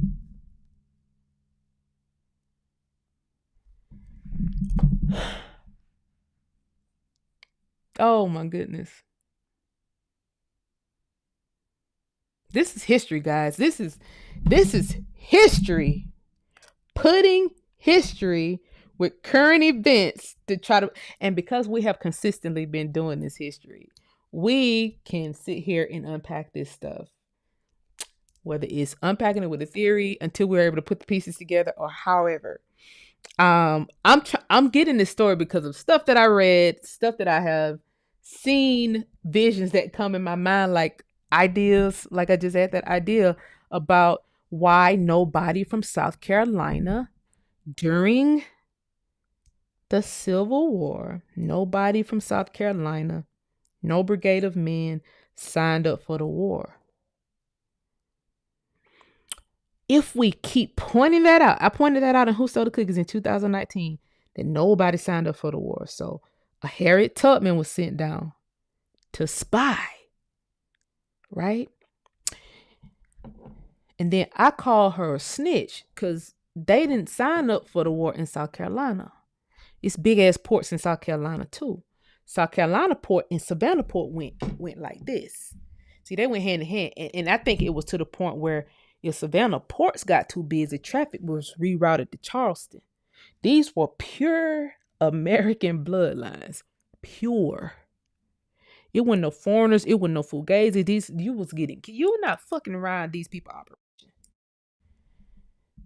South Carolina didn't want nobody in there. South Carolina did not want to be a part of the shit they was trying to form. So South Carolina said, we're not sending nobody, because in order to sign a treaty, you got to send in the military. That means each of these states got to do they have to do a war theater. South Carolina said, we don't want no parts of it. They ain't sending nobody nowhere. They're not signing up to be in no union. So whoever was over the territory at the time said, no troops move. Nobody move. Nobody move in this bitch.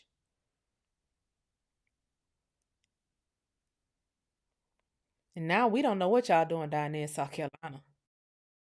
So let's send somebody down there. Because we want, in particular, we want this area right here.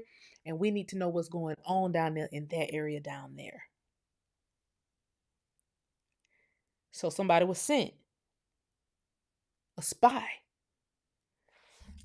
A spy was sent. And the spy reported back what she saw and how to get there. And then a war popped off in South Carolina by way of Harriet Tubman. And I don't know why people don't point this out and put her in the spy role. Then now that she has told the Union where the particular thing that they wanted, now that's what we're finna do. We're finna come take it by force, because it's the War Department, baby. You get down or you lay down. Bitch, you're finna lay down. So we're finna come down there, rope this shit out, make it a camp. We're gonna enslave you guys, actually. Sorry. You should have complied. We're about to enslave you guys. Put you in this camp. You're not just gonna be here standing around. No, you're finna be farming. We got this bitch roped off, and not only do we have it roped off, they're roped off with warriors. You're not coming in or out. What you are finna do is farm this cotton or whatever y'all farming right here in this camp. Then some people escaped down to the Bahamas, and some people could not get out before all these troops came in. But had Harriet not went down there to South Carolina, who would have told them what was going on there? They wouldn't have been able to write a play, write a route, where they could even throw the ball to come under the cover of darkness, send the military under the cover of darkness to rope it off. You wouldn't even know how many troops to send for real. But you had one group writing a route so they could know who to throw the ball to. They're on offense. And you got one group sitting back saying, don't nobody move.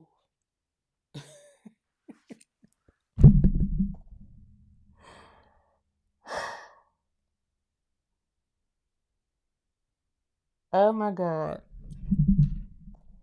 The Department of War is back, guys.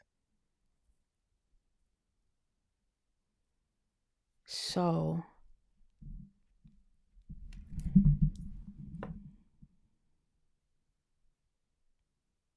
you gotta have to get on fucking offense. I don't fucking know what to say. You got to find the land. You got to find your family. You got to have the documents to back it up, and you got to strike while the iron is fucking hot. And if they keep this shit as a Department of War,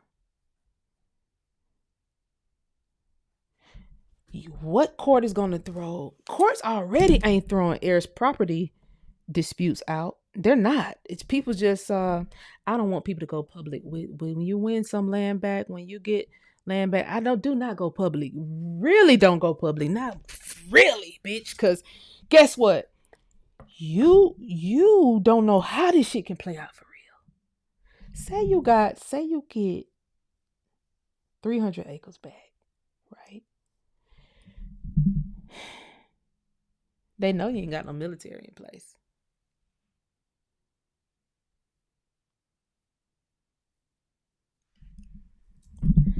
You got Mark Zuckerberg out here. You got Elon Musk out here. Boy, they motherfucking foaming at the mouth looking for land. To pull data centers. You got the Japanese over here. You had this. Why I said I don't understand Trump, because it was a meeting with all of the tech people yesterday. I watched it. I was no niggas involved. There's plenty of black folks involved in tech. They already said that AI was the new zero carbon project because they couldn't do the zero carbon project. They failed at the zero carbon project. Bill Gates population control, population elimination. They failed at that during COVID. And so if you listen to the energy sector, they'll tell you, it'll seem like they're talking over your head, but no, take what they're saying at face value. The AI project took the place of zero carbon emissions. It took the place of all the zero carbon green energy projects. So this to me says, well, y'all niggas are still on some population reduction. We just have not put it together. How is AI a part of population reduction? Because it's not enough people watching the energy sector. That's big mouth Mexican Nick Fuentes made a video about 2 weeks ago saying he was calling out white guys. He was calling out white guys bad. He said, white guys, he was like, and y'all don't like black people either. Y'all don't like black people either, blah, blah, blah. And he said, that's why y'all have, he was talking about the hashtag that the white men have. And he said, y'all want all of them to be turned into liquid biofuel. He said, y'all want all black people to be turned in liquid biofuel too. But was it enough black people in Nick Fuentes' chat to even hear? He is over here he's over there on Rumble. A lot of us ain't on Rumble. It's a lot of white people on Rumble. So he's saying the white men want black people turned into liquid biofuel, right? Mind you, Elizabeth Warren, Pocahontas kind of said that shit years ago too. And when the Native Americans was trying to fake like they was guarding the pipeline, they said that shit too. They got mad at the black people for some fucking reason. And that one Native American came online and she was talking shit about black people, black Americans, and she said, yeah, y'all are the ones that they're putting inside the pipeline. So there's Elizabeth Warren, Pocahontas. She made mention of it when she was trying to run for office. I think she was trying to run for vice president or president or something. She made mention of it thinking she was throwing the white people under the bus and doing the niggas a favor to tell us the tea. But it wasn't enough of us even listening to hear what she was trying to say. She say they turning us into what? What you said there, Pocahontas? Come again. Yeah, she was talking about, black people. We need to protect the black people, because they're turning them into. Nick Fuentes. This is years later. Nick Fuentes said the white men on the land got a whole plan to do that shit anyway. He said y'all sitting here pretending and y'all don't like black people anyway. He said there's some kind of hashtag they got about black people. I forget the fucking hashtag, but he said they hashtagging some shit and it's a secret code that only fucking white men know. And we're supposed to be turned into fucking liquid biofuel. Let me see, can I find that video real quick? This nigga Nick Fuentes said we're supposed to be turned into liquid biofuel. Nigga, what? What? Hold on, y'all. Hold my mule, because I had to have saved that. Did I save that? Let me see 1 second. Let me see, did I? Let me see right quick. Did I say that? What would it be under? Whose channel was that on? Because it wasn't on. I don't even think Nick Fuentes is on. You know what? I think this might be it. Let me see. Is this it? I'll see. Oh, let me see. Did you get caught unprepared Let me for see the if this is elements? it. You need How the long is this Bearskin video? Tactical Hoodie 4.0. It's the ultimate 10-pocket How- utility this hoodie must for be it, fishing, 'cause golf, hunting, camping. Hold on. So here on the left, you have Gavin Newsom, the woke socialist, Muslim, Democrat, race communist. He's the third worldist race communist. And then here you have, we are going to kill you, based, esoteric. I think he's secretly following Curtis Yarvin. J.D. Vance with his Indian wife and 3 Indian children, one of whose name is Vivek. The child's name is Vivek. And people lost their minds over the tweet, over this comparison. Welcome back to Base Galore. I'm your host, Kyle. You guys, today we're... I'm gonna push around this to see if this is the right. I think this the right video. Because I had this video saved in my watch later, so I could watch it on here with y'all. I think this is. I think I got a few videos on here, but let me see. Can I Nick skip through Fuentes, it? he's talking about a pretty interesting topic. He's talking about the topic of J.D. Vance and why he's probably not going to endorse him. Here's just what I want to point out. It's really interesting, isn't it? That for the past 10 years, the online right wing on Twitter and 4chan, all they have been talking about is physiognomy, aesthetics, bodybuilding. Am I wrong? All they have said for the past 10 years, they have promoted physiognomy, which is the idea that how you look determines your character. They've promoted aesthetics, bodybuilding. They tell people post physique. They use the acronym TND, which stands for total death. This it.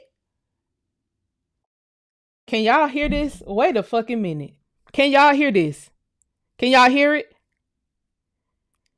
He said TND. The white people are doing something called TND. When they hashtag TND, we don't know what the fuck they're talking about.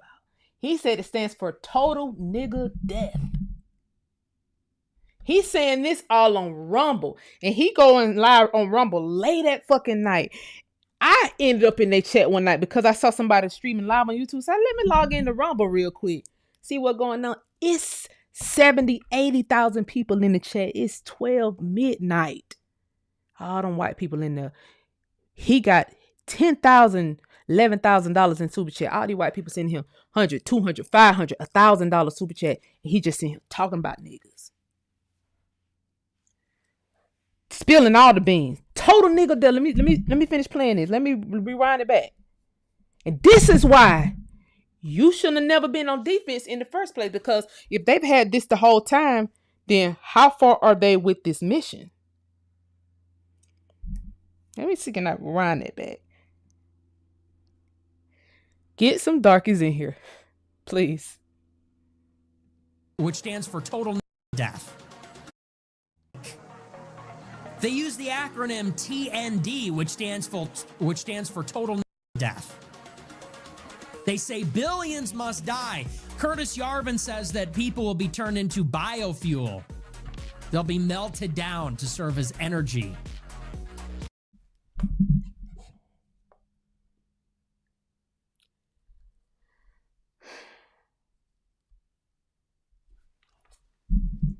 He the third white person that done said this. Third white person who has mindlessly said this. See, when I heard Elizabeth, let me play one more time, and then I'm gonna go into my rant. They'll be melted down to serve as energy. They say billions must die. Curtis Yarvin says that people will be turned into biofuel. They'll be melted down to serve as energy. And all those people that for the past 10 years have been playing up white racialism, white nativism, white identitarianism, immigration restrictionists in favor of an immigration moratorium promoting physiognomy, aesthetics. They're now freaking out because people are observing the fact that J.D. Vance is fat and ugly and his family is all. Isn't that a little bit ironic? Now, you can feel however you want to feel about it, okay? You can like J.D. Vance. You can dislike J.D. Vance. You can be an esoteric. Maybe you don't support that. But isn't it a little bit ironic? You'd have to say it's a little bit rich that these people that for the past 10 years have been going on and on about third worldism, you're criticizing Israel? That's coded. That's spiritually bound. That's third worldist. That's race communism.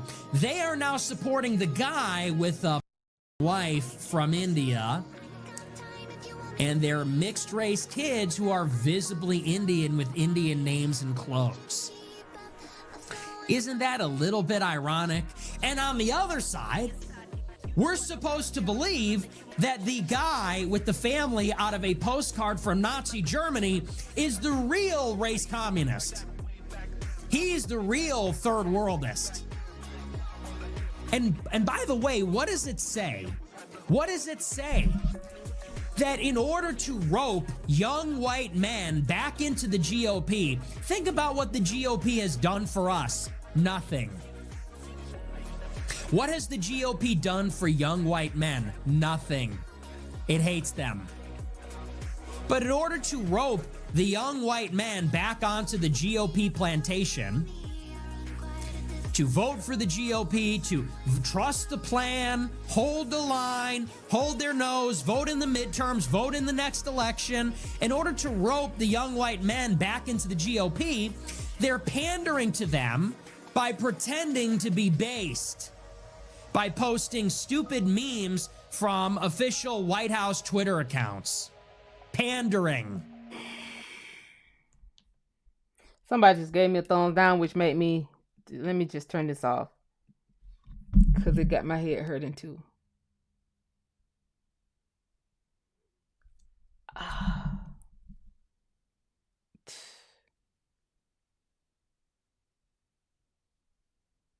I don't know. When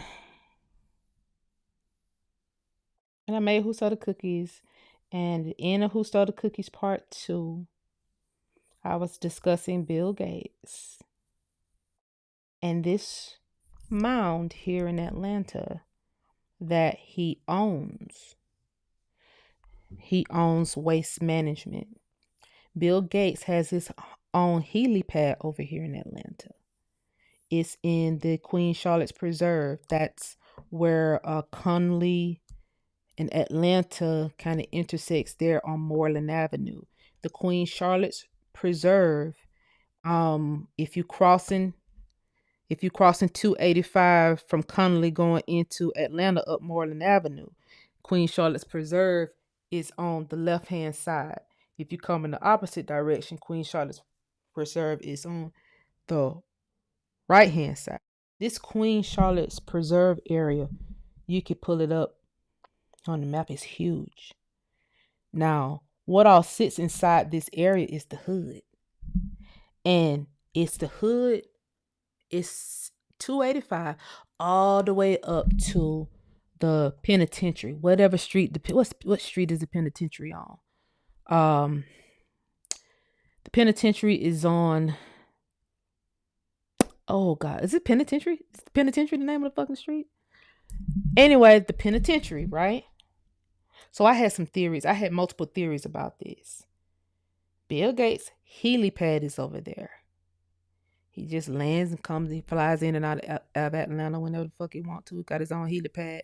He owns Waste Management, which Waste Management owns that mound that they say is a trash pile. Now, the trash pile never shrinks. So I knew it was not a trash pile. It's been the same fucking size since I moved to Atlanta. And so I was trying to point out something at the end of Who Stole the Cookies, and by me posting Bill Gates at the end of that Who Stole the Cookies part two, posting his old TED talk where he was talking about population reduction and vaccines, and he had this battery, right? This energy that he was talking about, uranium, and it had this battery, right? And he said, we can use the 99% instead of using the 1%. And so I started breaking down uranium and isotopes and all this stuff, right? And I was like, well, so they're mining uranium for energy, right? And then I started looking in areas where they were mining uranium in America. And then I discovered that they were actually mining uranium from areas that are old grave sites. And I just went down the rabbit hole. And then I jumped out the rabbit hole. Because I was getting death threats. I was all kind of shit was happening. I jumped out of the rabbit hole. But I got back in the rabbit hole. And I started creating a series on YouTube called American Saints. And in the American Saints series, I was going to put it together with this one thing called Oil of the Saints. And this Oil of the Saints, they were pumping oil from some of the oldest areas in America that had this black stuff. Now, in my mind, I said something that I never said online, and I'm not going to say it, what I'm thinking, because it could be all the way wrong or all the way right. But it goes along the line of what the white men are secretly saying. And if this is the case, if somebody can find out whether this is true, I don't have the mental capacity to go back down that rabbit hole. I'm telling you right now.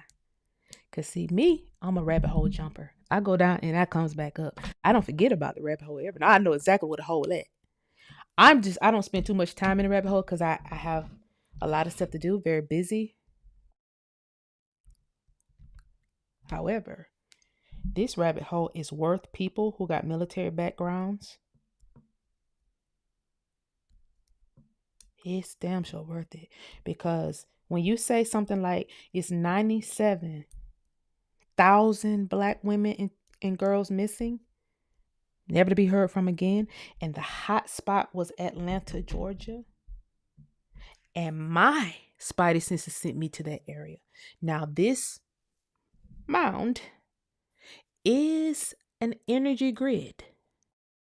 Now, this area had such a foul smell. It smelled like death.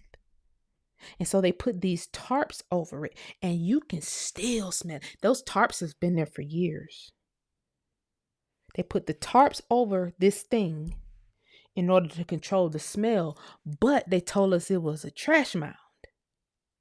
However, that trash mound provides energy to Conley, Ellenwood, DeKalb, about four areas. The energy is sold to Georgia Power, and then Georgia Power sells it back to the residents. It has a grid tied to it, and it has a fire. It's like an incinerator. That's what I call it. It's an incinerator. What the fuck is it incinerating? I don't know.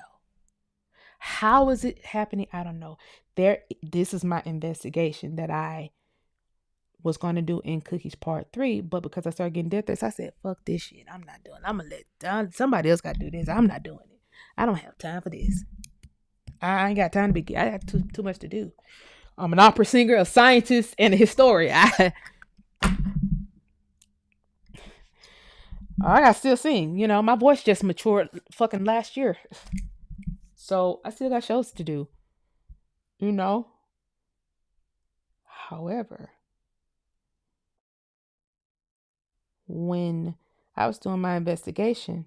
There is a hotel right there. Mind you, all these trucking companies, all these big trucks, it's just blocking them. They're blocking this whole area off at all times. This area over here is filled with big trucks. So it's a hotel that sits right there, right next to it, y'all. I said I was going to stake out in this hotel. You're crazy. Y'all, I didn't even have a good enough gun to even be doing no shit like this. Didn't know what kind of fucking danger I was in, y'all. Didn't even care. When I wrote Who Stole the Cookies, I didn't give a damn. I was asleep with my fucking door unlocked. I didn't give a fuck about nothing. Danger? What's that? I don't give danger. I had a gun with I had a 380. And my brother gave me that. I said, damn, what the fuck you think you doing out here, Nese? You finna do what? You better carry this gun. Now, he went and bought me the 380. We went together. You got to get something because you out here moving funny. He gave me a little gun because he felt like I could not handle no big gun. He said, you just going to be out here shooting people. You just need to get this. He thought I was a little bit too militant to get it. You know, he didn't know that I was as controlled as I am. Then one of my military friends came in and really trained me on all the guns. And then he saw I had 2 bullets in the gun. He said, oh no, we need to get you some big shit. Because you done put out this controversial thing and they're probably going to be gunning for you. And at that point, when I saw death threats coming in after I put the documentary out, I was like, oh shit. I was going to go to this hotel and stake out the fucking hotel for a week, however long it took, because they had kicked Jada Pinkett out. Jada Pinkett came to Atlanta to try to expose the trafficking ring. They kicked her ass out. I think under the threat of death. I had all that in my mind. Bitch, I want to go see if this is the area that some shit really good popping off. I want y'all to know this desolate hotel where don't nobody go. Really, you see a few cars parked. I could not get into that hotel. No rooms, never. It's the hotel, and if you're from Atlanta, you know exactly what I'm talking about. If you don't know what I'm talking about, if you're in Atlanta, ride down Moreland tomorrow. You're gonna see the strip club. You're gonna see that Wendy's. It's gonna be a store, and then you're gonna keep riding. And it's a hotel sitting right down the hill. It's right by the mound. Because I had some shit in my head that probably was going on at that mountain. I said to myself, never said online. I never said, I didn't even get to do Who Sold the Cookies Part 3. I knew it was at war. I never got to put it out. But one part of that was going to be this Bill Gates piece. That was going to be one of many parts of Who Sold the Cookies Part 3. I never said what I was about to do as it relates to the Bill Gates piece. I just knew he was on some bullshit, and I wanted to go to that hotel, and I just wanted to watch this area right here for a week to see what is waste management putting in there. Dead dogs.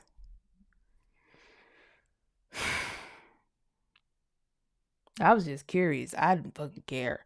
Yeah, I was curious and reckless. I'm not that reckless anymore. I am not that reckless anymore.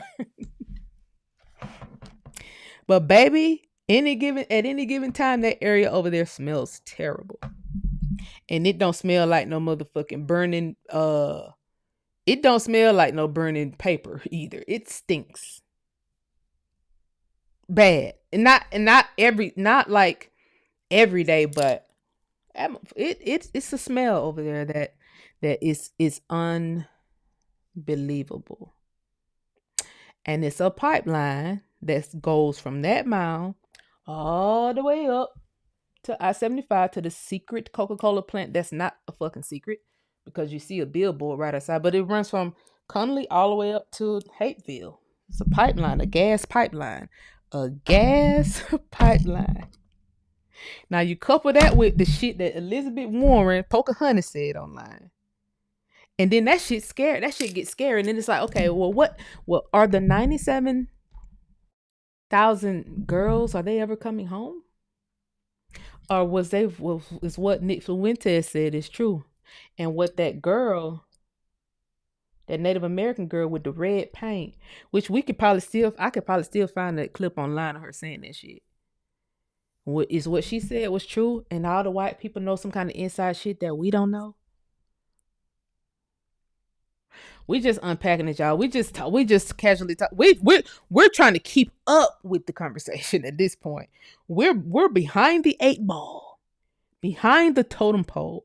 However, what we are in front of is finding our family, finding the heiress property, and knowing that there is a such thing called the Department of War that our files are up under. We are in front of the white people on this particular thing. That's why it's so imperative that we hone in and just look at it in totality, and you almost have to put any kind of theory that you had, you almost got to put it on the line to see. Like my theory that this could have been the Algonquians having the whole states battle with the southern tribes to all come under one umbrella, and the people who didn't want to do it had to fucking get down and lay down, and you killing folks for real. But y'all did sign treaties. Treaties were signed. That does not mean the Devil's Punch Bowl should have ever happened by the Union Army. However, it happened. Now let me look at this treaty that you signed, because you sure gave them land. In this treaty, it said these people got the land. They got to keep their land. And when they need military assistance, that they could call you, because there is now a War Department that got power to go, that has jurisdiction. And I'm not going to say power. We use the term jurisdiction like they use. They got the jurisdiction to go into these areas. When you call me, I'll come running. And they were supposed to keep doing that. Now, you listen at Trump very closely with how he's going inside of these towns today with the National Guard. He keeps saying stuff, but we have selective hearing. But Trump, when he wanted to go in Illinois, let's go back to Washington. Trump lives in Washington. And every time he would come and say, we're going to go into Washington and we want to clean it up, they'll also say, we got to protect the black people. The blacks need protection. What about the whites? They did a whole press conference saying that whites were not, what did they say? They said whites was causing all of the murders. And they said, these white people haven't even been here long. And they said the black Americans have been in DC before anybody. The fucking government said this at a press conference. But we don't hear this because this nigga racist. This guy is racist. We just collectively got in our head, he racist. And I collectively got in my head, I'm confused. Fuck. I don't know what it is. I think I know what it is, but I don't know. Because he do one thing and then he do another thing. It kind of look like he down the total line. I don't know. When he was finna go into Chicago, he brought up black people again. He said the blacks want us to come into Chicago. I want y'all to start really listening to this shit. Because it's spooky as fuck. He keeps saying the blacks want us to come in. Like, fuck what the white people, they supposed to be the majority. Didn't y'all say they was the majority? Fuck what the majority think. He is not just going in, he's asking. And then when they tell him no, he said, well, the blacks want us to come in. I'm not the only one who heard this shit. Are y'all not listening to the press conferences? Especially you guys who got kids. It ain't no way y'all not listening to these press. Y'all better get y'all ass off TikTok all day. Don't be on IG and all this shit all day. You could be on YouTube all day because the press conferences and shit are going out on YouTube live. TikTok, not so much. Instagram, definitely not. Y'all better listen to these press conferences. The mayor of Chicago told this nigga, nope, you can't come in here. And then Trump and his staff said the blacks want us to come in and clean it up and stop the crime. DC, Washington, D.C., Trump said, not only Trump, Pete Hegseth, who is now over the Department of War, and the other guy who was over Homeland Security, they were the one that was standing there talking about the white people causing all the trouble and the chaos and their old cat ladies or some shit they said about white people, and that they're the ones that's funding the crime and they need to come clean up the streets because the black people deserve to have a safe DC because they've been there the longest. And now you fast forward it's a whole military tribunal going on in DC. They said it's a underground tunnels that they've been pointing out. The government, like I said, I thought military tribunals was something that was just internet fodder. I thought it was just like, oh, we seen UFOs. Yeah, the military has tribunals. Not that I know the military has its own jurisdiction. I know that. I know people in the military can't be. Well, I don't really know. Maybe they can be tried under normal courts. Maybe it's the higher ranking people who can't be tried under normal courts. But there's some tribunals happening and it's some kind of tunnel shit that they cleaned out. Some kind of underground tunnel that leads from let me see, because I saved that video too. I'm sorry, y'all. We've been on here for 2 hours. We're just trying to fucking figure it out real quick. Okay, I know it's Friday night. Some of y'all wanted to go out and party. Wait a minute though. Let me see. Because it was I saw it on another channel, but then I think I had saved Redacted's version of it because I like how he put it together. Oh, let me see. I know I saved it. I do know I saved that. Let me see. And we're gonna get off here in a minute, guys. We just hold mute. We gotta figure it out. Okay, here we go. Let's see. Why is Amazon paying me $60? Let me see. Yet more evidence is growing by the day that the federalization of Washington, D.C. Metro Police by President Trump does, in fact, involve cleaning out the underground satanic networks as well as petty crime and homelessness on the streets. Turns out that, as we've reported on this over the past couple of months here on the show, that these underground satanic tunnels underneath Washington, D.C., and actually members of the House of Representatives have actually called these out, and they've lost their jobs for telling the truth about what's actually down here, what's actually going on underneath D.C. It turns out these satanic networks would compromise public officials by using these underground SRA rituals, thereby impacting the performance of federal institutions, which basically constitutes treason. And Trump knows about it. And the inner circle knows about it. That's why they're doing this. And by the way, the mayor of D.C. just admitted that crime has now plummeted in D.C. thanks to the federalization and the National Guard troops that are in Washington, D.C. Crime has all but disappeared thanks to the U.S. military being there. It's kind of crazy when you think about it. Dr. Michael Salla was the man that broke the story originally. He broke it wide open a number of weeks ago here on our show and now has more evidence. More evidence is emerging that he was right. In fact, Doctor, welcome back to the show. Great to see you. Oh, it sounds like you're muted, Doc. This was 5 days ago. You good now? Yes, I was muted, so thanks for having me back. Hold my mute. We're trying to figure something out. My pleasure. We always have our guests mute their microphones before they join us because we have other guests live on the show, so they might hear like a cat in the background or a dog in the background. So that's us asking you to mute. So thank you. But I do want to bring your attention to this new headline that just came out about military lawyers handling civilian crimes in Washington, D.C. And I think, to your point, this is further evidence that this is exactly, you cannot rely on the Satanists that are running Washington, D.C. to prosecute their own, can you? You need the military to basically step in Washington and now handle the caseload from these people.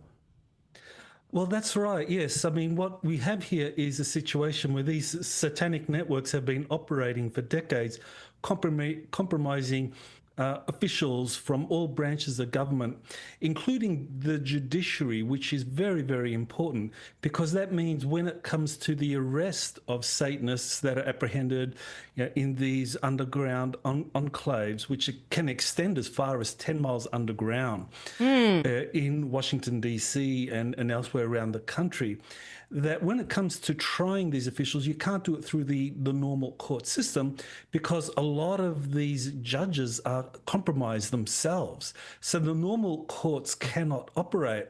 And in such a situation, that's where the military courts come in. And also another consideration for why these Satanists being arrested are being subjected to some kind of military judicial process is that the punishment in the civilian courts for sedition or treason is a maximum of 20 years imprisonment and a fine, or both.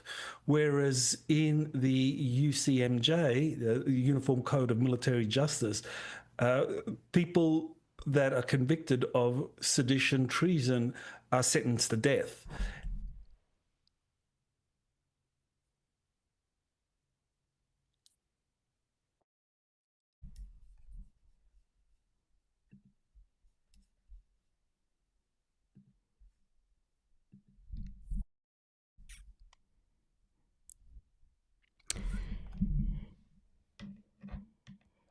See. What, nigga? So, were they saying the black people deserve safety because we were the ones being trafficked under these underground tunnels? Were they taking our organs? Is it organ trafficking? Is it sex trafficking? Is this how we go missing, not to be heard from again, and nobody could stop these people from doing that? And they just could not come out and say that on the press conferences. They couldn't just say, we doing this to protect black people, the babies of slaves, the ones who have birthright citizenship. Because if you got that, you finna, mind you, they had already made their first nod to going back to the Department of War, right? Because they made 2 nods, and I talked about both of them. I was like, they had said something about the Department of War on Fox News, and they had laughed it off. And I came online and I said that, right? And then they did it again last week. I said, guys, did y'all hear Trump? This was last Tuesday when he signed the flag burning thing. I said, guys, did y'all hear when they said they was going to take a vote to change it back to the Department of War? And I said, I'm scared. Is somebody watching my channel? Is somebody watching my channel? Which one of y'all work for the government? I went off. And then Trump went missing. Shit. I said, well, damn. Did he go missing for real? They talking about he dead? Like, what the fuck going on? And then he came back. And now he done signed the shit into law, the Department of War. Right? So now it looks like you should be able to blatantly say the shit now. We got a bloodline over here that constitutionally we have to protect. And a lot of us has married into the bloodline. And so by default, we got to protect ourselves.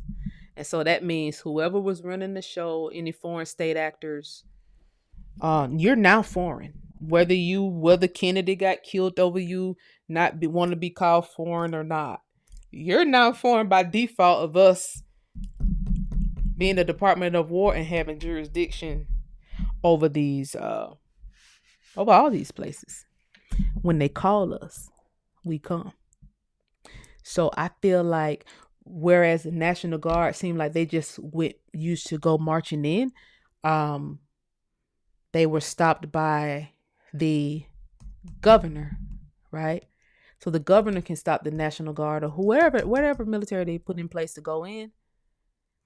And whereas the Department of War The governor can try to stop it, but the military is going to make the call whether they are going to push past the governor or not to stop whatever's going on in that territory.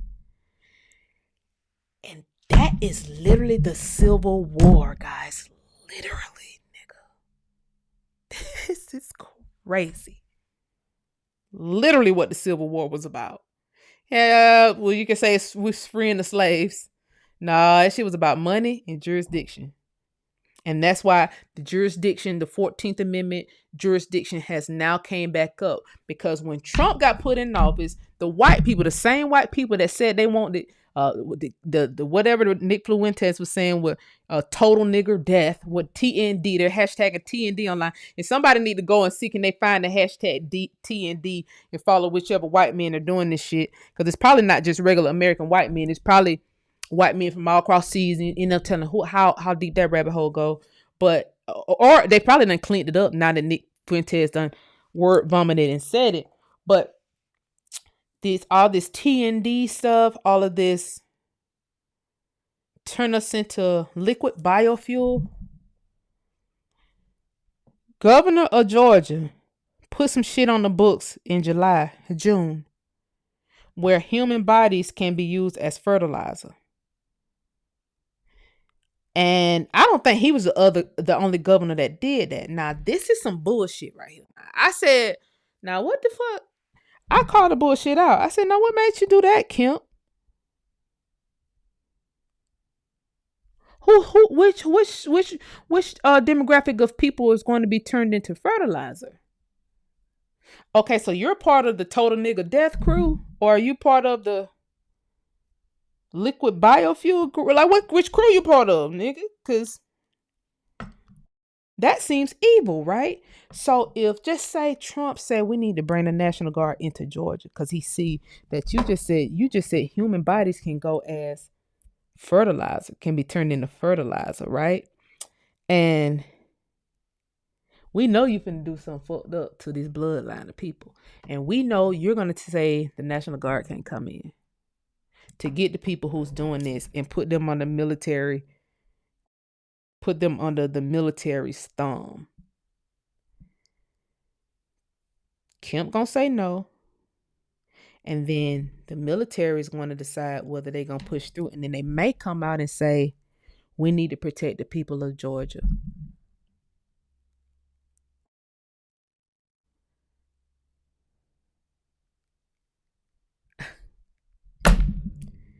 And then they might bounce that shit from city to city. And I don't know. Is the nigga racist, or is he, what is it? What is he? Is he racist or is he not? Is he trying to help, or is this a smoke screen? This is why I'm here. That's why I'm saying I'm scared. Is this a smoke screen? Or are you really trying to help us this slaughter?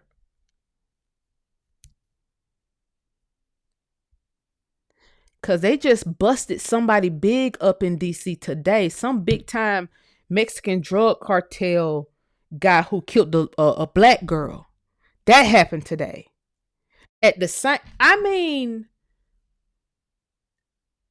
the FBI did a press conference almost at the same time Trump press conference, and it was running simultaneously with this other press conference that was going on in the DMV. Because I think the girl, they may live in DC, but the search team led them to Maryland, maybe. And they went and found the guy in Maryland. All this shit happened today. Oh, a black girl. And I said, wow, look at this. It was all over, everywhere. This black girl. I think she was 19, 20 maybe. And this big time Mexican guy, he killed her, and they went in and got him. So is this a tide turning or some shit? Because they don't even put out Amber Alerts for black girls. Like, when we go missing, nobody gives a damn, bro. Like, nobody. And now, from what they just did did anybody see that? From what they just did up in the DMV today, not only did they care, they actually went and got the nigga. They actually went and got him. Now, was that like I said, I don't fucking know. I don't want to be the only one that that's pondering these things. I came on here today because I want you too to ponder these things. I don't want to be the only one, guys. I was standing there looking at the TV, just enamored.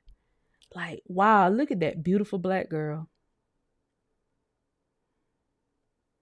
Common name, common black American name, and then this long Mexican name that killed her. And it's like, how many of these things has happened where these guys are very protected under some kind of umbrella that could be a foreign state actor that looks like they're operating in some type of immunity. Because they do bullshit and then they get off. And they're never, they never do the perp walk. They never walk in front of the camera so we can see their faces. A lot of the cases with young black girls, they turn cold. They said it was multiple states involved with finding that black girl. The government, they said the federal government was involved with finding that black girl. And I think, the DC police, the police in Maryland, it's a lot of people who was involved with finding that one girl. And boy, what if that's about to happen everywhere? What if it's some real evil ass shit going on? Because what Nick Fuentes said, I ain't even gonna lie. I actually said this on live.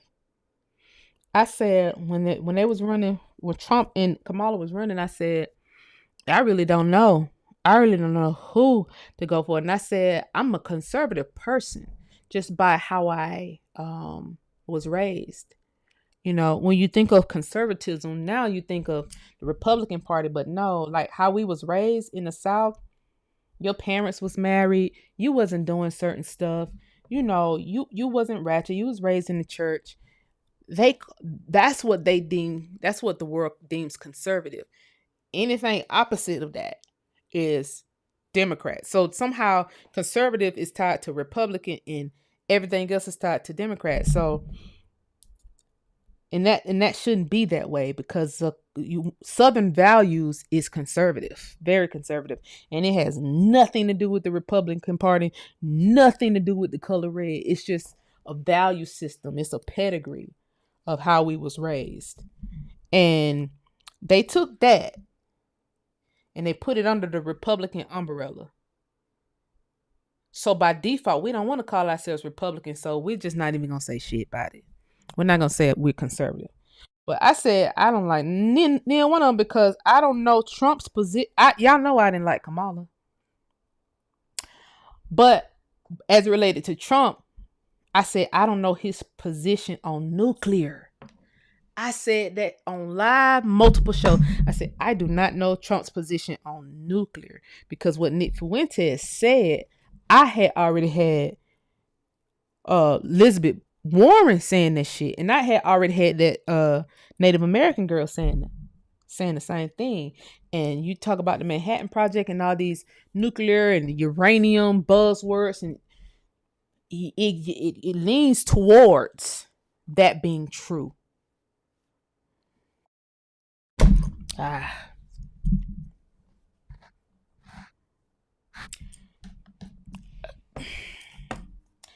Military people need to really figure this shit out. I don't know how y'all gonna do it. It's military men that's 70 years old, 65 years old, 23 years old, 30 years old, 40 years old. I don't know how y'all finna do this shit, but with the War Department in place, no, y'all have to be in place somewhere. I'm not saying you got to go to war, but you need to be in place on the land somewhere, checks and balances, because it could be smoke and mirrors, or it could be we came to say today, or it could be we gonna take the rest by force. You don't know what the fuck. You just don't know what the fuck. Yeah, we was casually breaking down that, hey, our stuff is under the Department of War, so in order to get reparations, you would have to go through the Department of War, and there's no Department of War, so how are we going to get reparations? So now you got to do this shit individual, family by family, find the property. Get the heirs property back, family by family. You really can't wait on reparations. You damn sure not going to get it for slavery when in the actual Constitution. They knew that you were Indian. They just changed the story, guys. It made all of us immigrants. Everybody in this bitch said America was built by immigrants. And they did that in order to keep the borders open. And then when you do that, when you keep the borders open, then you can have people who are over here not subject to the jurisdiction. Now they can run foreign states. Like Israel is a whole foreign fucking state. They said somebody was killed because they wanted to list Israel as a foreign state. Israel didn't want to be a foreign state. They had mercenaries in place, big time mercenaries in place, took his ass out. You the president. So up until about 2 years ago, really up until the JFK files were released, nobody was even talking about it. Nobody ever looked at Israel in a negative light out loud because you knew they had mercenaries and you knew these people will slump you over somewhere and say you killed yourself. They will slump you and say he slipped on a banana peel. There was an acorn and a dead body, so we don't know whether he tripped over the acorn.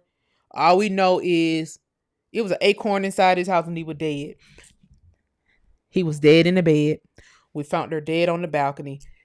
They was dead in the hotel room, but the door was locked. Like, nigga, who is these mystical, magical ass goddamn mercenaries that come in and not real clean like that?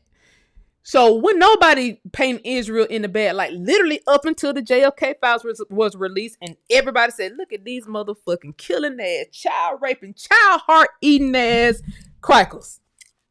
Then people started talking about Israel like that, and this got so weird that Netanyahu on this bitch on YouTube doing interviews. That's how you know it be going down on YouTube, and every fucking body be watching YouTube, including a nigga like Netanyahu. Cause how the fuck did you ever end up on YouTube? How are we ever seeing Netanyahu in front of a camera on a fucking YouTube video? Don't you got shit to do? You ain't got nothing to do. You just over here with the goddamn tubers. Shit.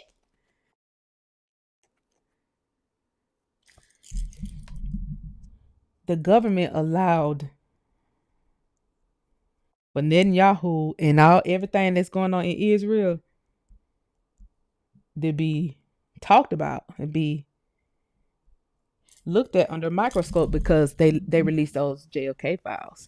The government knew what they was doing when they was releasing the JFK files. That's why nobody had released them yet. They knew people was gonna tie Israel into that shit. They knew Netanyahu is over the Israel state right now. They knew the deep state created Israel. They knew all that shit was finna be talked about. And they not only they know it was gonna be talked about, they knew it was gonna be talked about by YouTubers who have bigger platforms than people on Fox News and people on MSNBC, people on YouTube all day, every day. And they're gonna stumble upon a video of one nigga or one girl that you can't touch them for real. Cause their platform is huge. It's not like my platform. Well, we gonna unpack the shit because I just don't care. But however, it's some huge YouTubers that's not clicked in with APAC or none of this shit that was talking about it, and it got all the way in the algorithm. So much so that Operation Mockingbird was ended by YouTube. And now the people who are on MSNBC and Fox News and these other media networks, they got to mimic YouTubers. You got to talk about it by default of YouTubers talking about the shit. Whereas MSNBC didn't want to talk. They didn't want to cover nothing bad about Netanyahu. Fox News didn't want to do the shit too because they warring with each other, but they in the same room together. But Operation Mockingbird does not work anymore. The YouTubers get in the algorithm quick. Some of the YouTube channels, but they get in that bitch quick.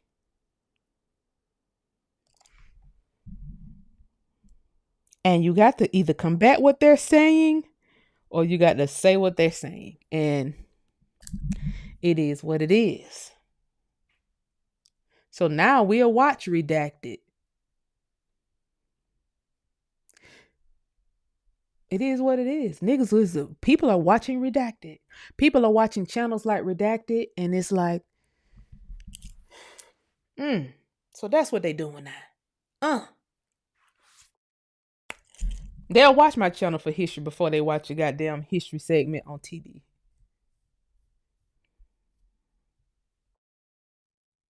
Especially now.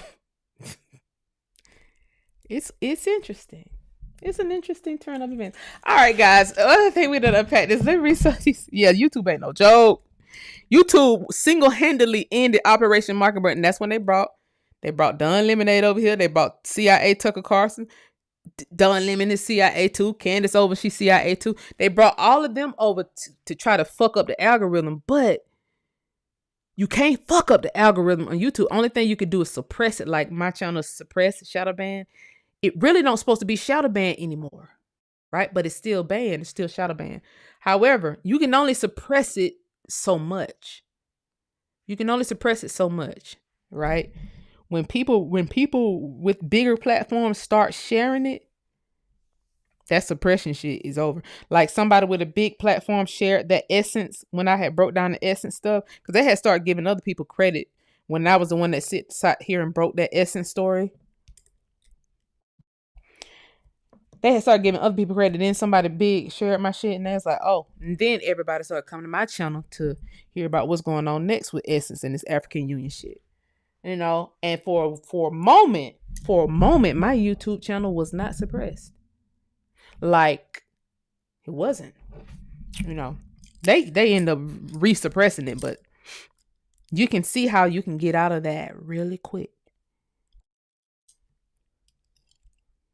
And you can see how some channels are never in it because it got big people on staff that's sharing this shit, you know. But yeah. Anyway, we got a lot. We're gonna have to keep breaking this down. Thank you so much for the super chat. Thank you so much for the super chat, Susu. Susu said, dragging and drawing the lines. Look, we got to. Thank you so much. Chief Basketball said, you are divine. Thank you. Thank you so much for the super chat, guys. Autumn Bass, thank you so much for the super chat. You said, you are a wealth of information. Blessings. Thank you so much for y'all support. I really appreciate that. And Marcus sent me a super chat yesterday. I ain't gonna tell y'all what he said though. It was funny as shit. Then somebody else two people sent me a super chat yesterday when I wasn't live. The other person was Gene Fox, the artist. Thank you for that. That was my first time seeing you on there on my send me a super chat. I wasn't live when you sent it, but I said I was gonna point it out because I thought that was pretty cool. And Jane, as I was getting off live the last show, Jane sent me a super chat, and I appreciate you guys. Nikki P, thank you for the super chat. You said, are you taking on New Genie? I will at the end of the month. I have a few clients left to get out. But then I'll start taking another round. And I don't have no choice but to speed up now. Shit, I got to pull Operation Warp Speed at this point to get people files. I probably ain't gonna be asleep. I'm probably gonna stay up for about a week to try to get this shit done. I got to pull Operation Warp Speed at this point because they're working fast and the iron is hot. Thank you for the super chat. Marcus said, we need an Air Force and Navy ASAP or else. And see, what's so crazy is, you know, Space Force was not the first military what do you call it, branch that was space related, because there was one in the 1700s, and I saw the files at one point, but I just cannot remember the fucking name to get back to that data set. It's on my old computer, and the computer that it's on, I can't even get into that computer. I might have to take that bitch to the Mac store and have them try to get back in it, because Space Force is not the first space military force. It's not the first. It's an old one. It was an old one that the Indians had. And you got to think, right? The Indians were in the air. Don't let nobody fool you. Like this bitch, the Indians was in the air. Now it had something to do with helium and like hot air balloon type things, but it was like an aerial but it wasn't the Air Force. It wasn't the Air Force, or the Tuskegee Airmen. It wasn't the Airmen, but it was maybe the Airmen descended from that. I'm gonna look into it and I'm gonna come back to that. I'm gonna go and take this computer to the Mac store, to the Apple store, and see. I don't think they're gonna be able to get in that goddamn computer. Whoever sent me something to that computer, boy, y'all boy. It's a big MacBook Pro. My big MacBook Pro, I think it's probably a fucking 2010 maybe. I got like three MacBook Pros, right? But I got one that's huge. It's much thicker than this one that I'm on now. Much thicker than this one. And it's much thicker than my other MacBook Pro. It's two MacBook Pros that I use. The other MacBook Pro that I use, that's like this one, it got shut down. It got erased, but I was able to get some of the files back. That was when I was on live. But my original one, that bitch got erased when I was doing Who Stole the Cookies. I mean, wiped. And I think because it was old and it don't have these chips in it, they couldn't get in it. They can get, but I'm gonna see if there's a way to recover the stuff that I had on that computer. Cause I want to see, could I find those files about that aerial military? I gotta see it. We was the first in flight before anybody, because we had helium. And you know, when you look up helium, they are very honest about helium being discovered in America first. You know, but they just say it as if they're the ones who discovered it. No, you couldn't have discovered helium if there was already helium-powered aircraft. I don't know. It's weird. Why would you say that? Why would you say you did? It's giving Christopher Columbus. Thank you, Mother. You said, girl, you running this country from your house. At this point, Mama. Girl, it's scary. I don't know. I need detail. What my detail? Do I have detail, nigga? Shit, now that I think of it. Because I had detail for the past 5 years. The goddamn Secret Service was following me around, y'all. According to the Department of Justice, for my protection from a big crime ring. So do I still have Secret Service? This crazy spooky.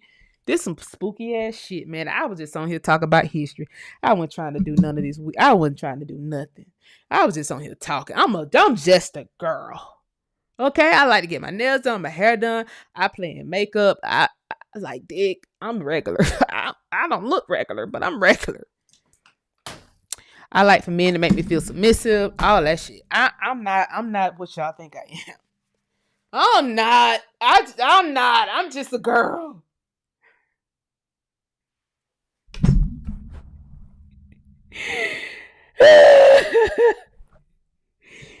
These niggas got me out here like really, really copying. Like really.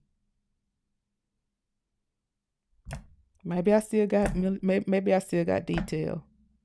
Cause I tell you what, me and my friends was talking about this.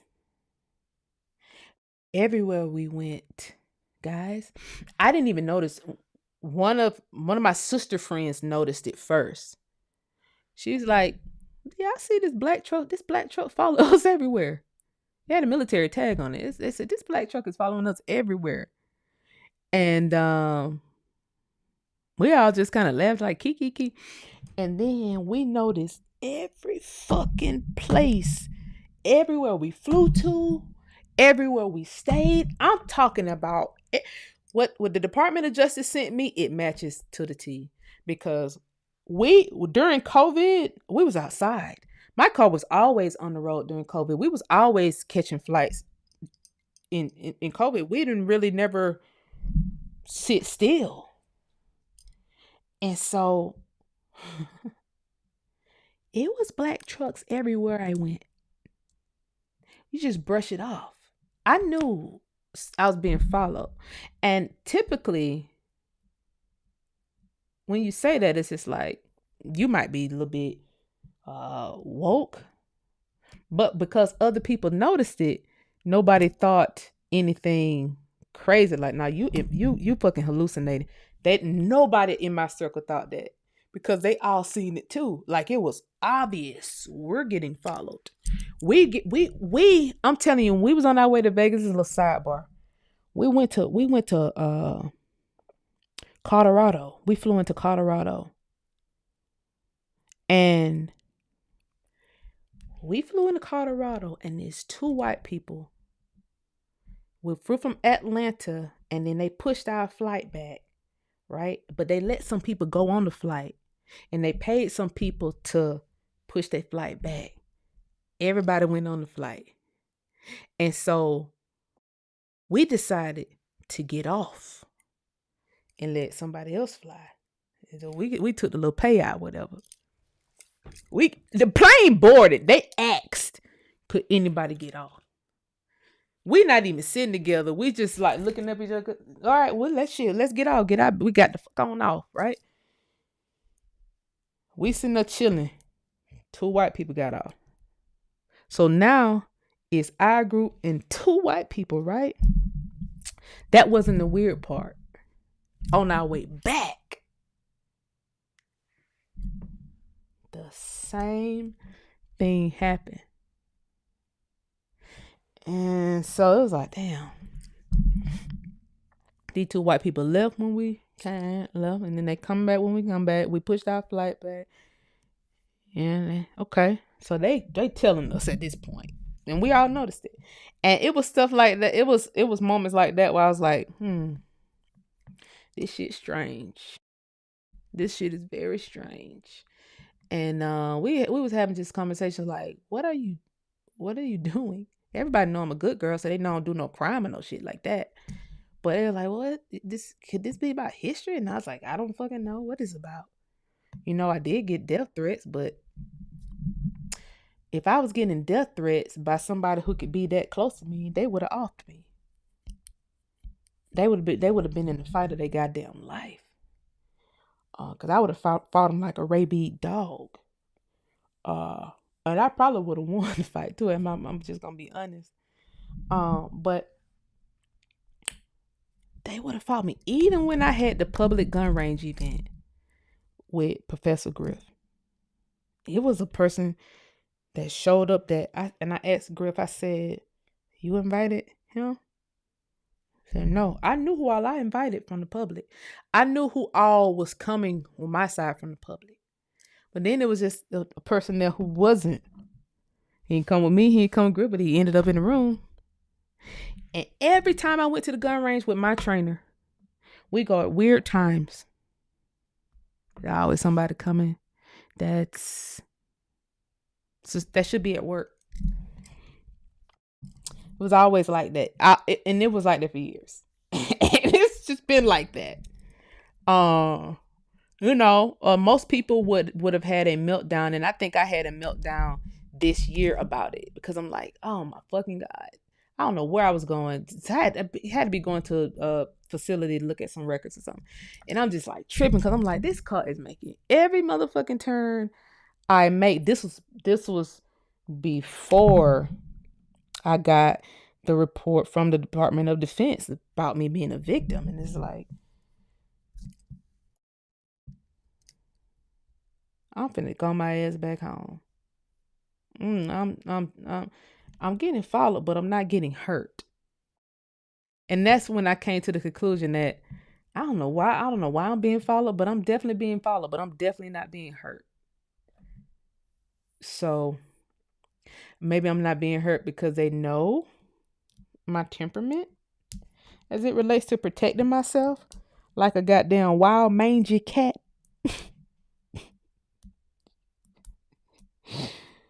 I don't know. It's weird. It's still weird though. But maybe I am. I don't fucking know.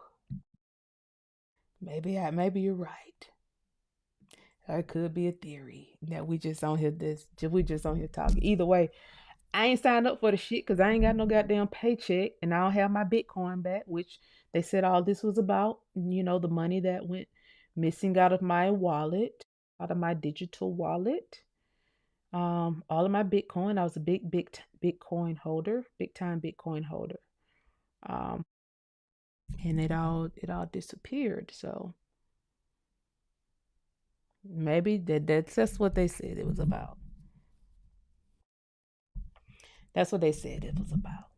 Could have been about something else. I don't know. Could have been about the Department of Defense and the Secret Service said it was because it was money. That's why the Secret Service got involved, because there was money involved. And so all I know is I'm just waiting to get my money back. That's it. I just want my motherfucking money back. Shit. Because it ain't but so many Bitcoins in the world.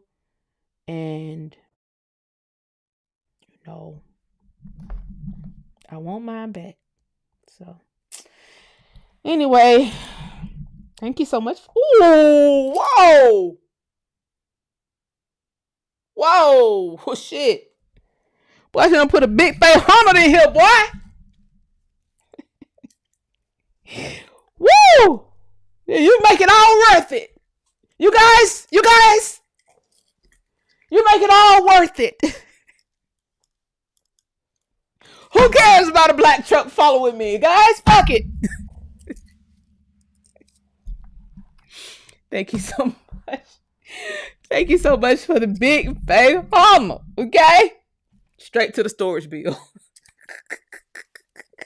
She said, sis, your mind and spirit is honed in on the ancestors and business. You capture my attention every time. And holy, I appreciate that. Y'all, YouTube said, according to YouTube, I don't hold anybody's attention. They said according to YouTube, people only look at my videos for the first 20 minutes and then nobody is looking anymore. And I'm like, that can't be the case because people are on my live all the way up until like say goodnight and blow a kiss. Like, I don't know why YouTube has made that metric on my channel, but it's like every video they said people only listen to 20 minutes of your video. 21 minutes. That's got to be a lie. Because I'm going to just be talking. I don't really get into it until about 30 minutes, 45 minutes, hour. You got to miss all the content for real. And it's better to watch live. I like watching people live. I watch the replay of shit too, but I really like watching people live.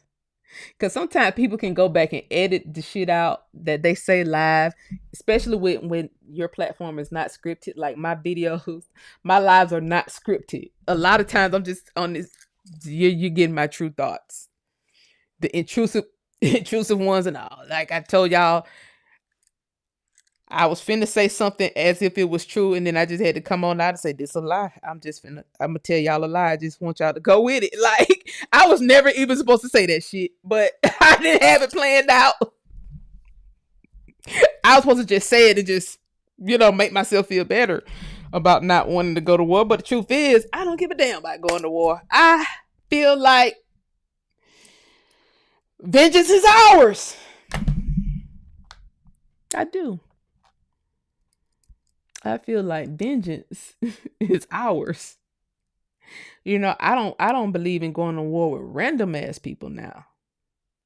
But I feel like if somebody has tried you and your family, I think just as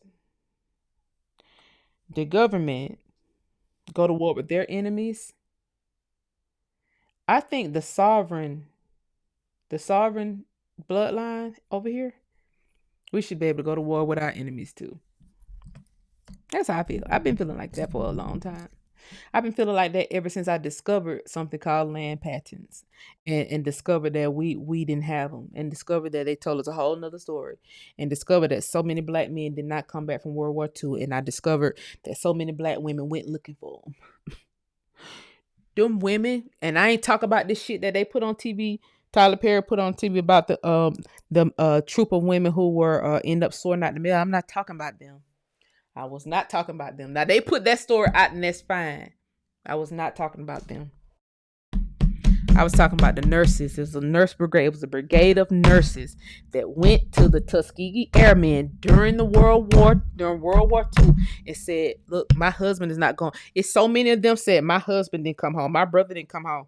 My uncle didn't come home. Where are these men? Because they just marched men back from the war. But where the fuck are our men? And this is a segregated military. And y'all just came back and had a fucking victory parade. And what our black men at? Like, my man ain't here." Them women got together, got to the Tuskegee Airmen, and started looking for people. And I don't know why. Somebody told this story on an old ass video. And I went to look for those records of some of the men that they called out, and the records exist. That's how I know the story true. And a lot of the nurses came from Georgia because there was a lot of wet nurses here. And they was flying all over this bitch looking for those black men, a lot of which are still missing today. I don't know where the fuck they at. Like I said, they just found one brewer 2-3 years ago. Where everybody else at? Crazy. We got a lot of stories that really deserve to be told. And for that, I feel like you got to pick the burden back up that you laid down by the riverside. Even if you don't go to war, you got to sit that bitch right down by you and study it. Let me look at these files. Not that I'm going to go to war with anybody, but let me look at these files. You get what I'm saying? Thank you for the super chat, Alton Russ. Character holding their head in their hands. I said incredible. Thank you so much. I appreciate it. Thank y'all for listening to me. God, thank you. I appreciate you listening. Okay. Kids, trust me. It's a lot to unpack here. Thank you, Alton Russ. He said, keep going. Let's get some knowledge in the neighborhood I'm in. Yes. Okay. We're in this together. Ooh.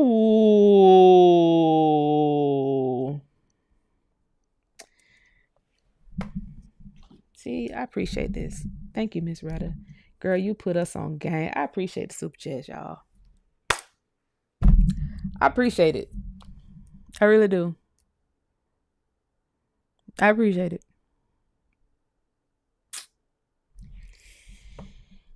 Thank you so much, Miss Retta. I appreciate it. Miss Denise, thank you. Miss Denise Chandler, like the hotel here in Atlanta that the black folks built. I got a picture of that. I want to use some. I actually did twice. Was use some Kennedys, these black Chandlers that's here. They had the hotel still downtown Atlanta that them black folks built, and it's pictures. I got a picture of the black men standing on top of the building. They was Masons. They was black. Chandler family built the whole fucking hotel downtown Atlanta. Wild. You said, girl, your energy frequency is fire. They can't put you. LOL. We love you, girl, and I support you all day long. Thank you so much. I appreciate it. I appreciate the support. I really, really, really do. Thank you for the super chat, Marcus. He said, will the War Department protect us from police shootings? Look. That's why I said I do not understand Trump, because he gave police, he almost made the police stronger when he got in office. But I don't think at the time they was listening to me talking about the Department of War. Department of War would be like this with the police, to be honest. the Department of War can all but eradicate the police. Will they do it? I don't know. But the police are supposed to be the people who protect the jurisdiction. And it's like a 3-tier hierarchy, right? So you got the police that protect the jurisdiction. Then you got the National Guard that the governor is over, that protects a bigger jurisdiction. And then you got the feds, the national, that oversees all the jurisdictions. So you got the mayor and the police, the governor and the National Guard, and then the president in general and the military. So if something is happening in a mayoral city, right, and the police are not strong enough, you send the National Guard in. Now, the National Guard don't come in unless it's through the governor. But I'm over the overall military, which includes the National motherfucking Guard. This is not your National Guard. You got your state militia.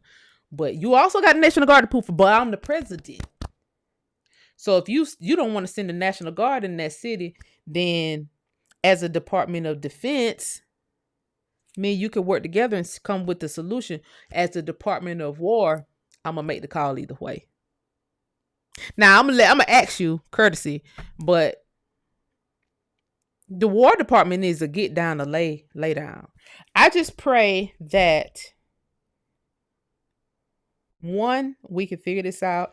I pray that, two, they can be transparent about it without giving out war strategies. And I pray, three, that this is focused on outside adversaries. Because Putin,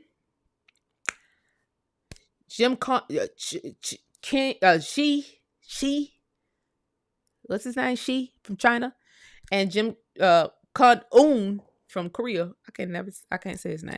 I can't say his name right now. I'm parched. But it came out this week that there was a hot mic situation when they did their little military parade with all the motherfucking bots.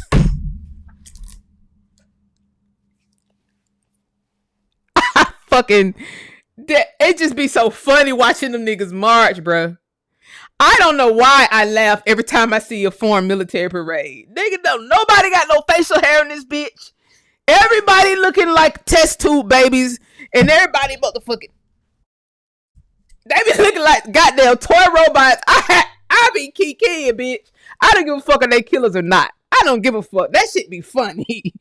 Nigga, that shit be funny to me. I don't know whether that's the AI that they're powering with the motherfucking bot. Because we already know cloning was real because we seen Bill Clinton files. The fuck? We already know cloning is real. We seen Bill Clinton cloning files from the 90s. You nigga, y'all been perfected that shit. These niggas look like toy soldiers out this bitch. Whoa, I said I be motherfucking kid. I see that goddamn parade. I didn't give a fuck about none of that shit. Look at the motherfucker. They got missiles and shit. Boy, I didn't give a damn. I was there to see these niggas march. I was there to see these niggas mark time. I ain't even gonna hold you. I was in this bitch. Key. If you could have been a fly on the wall.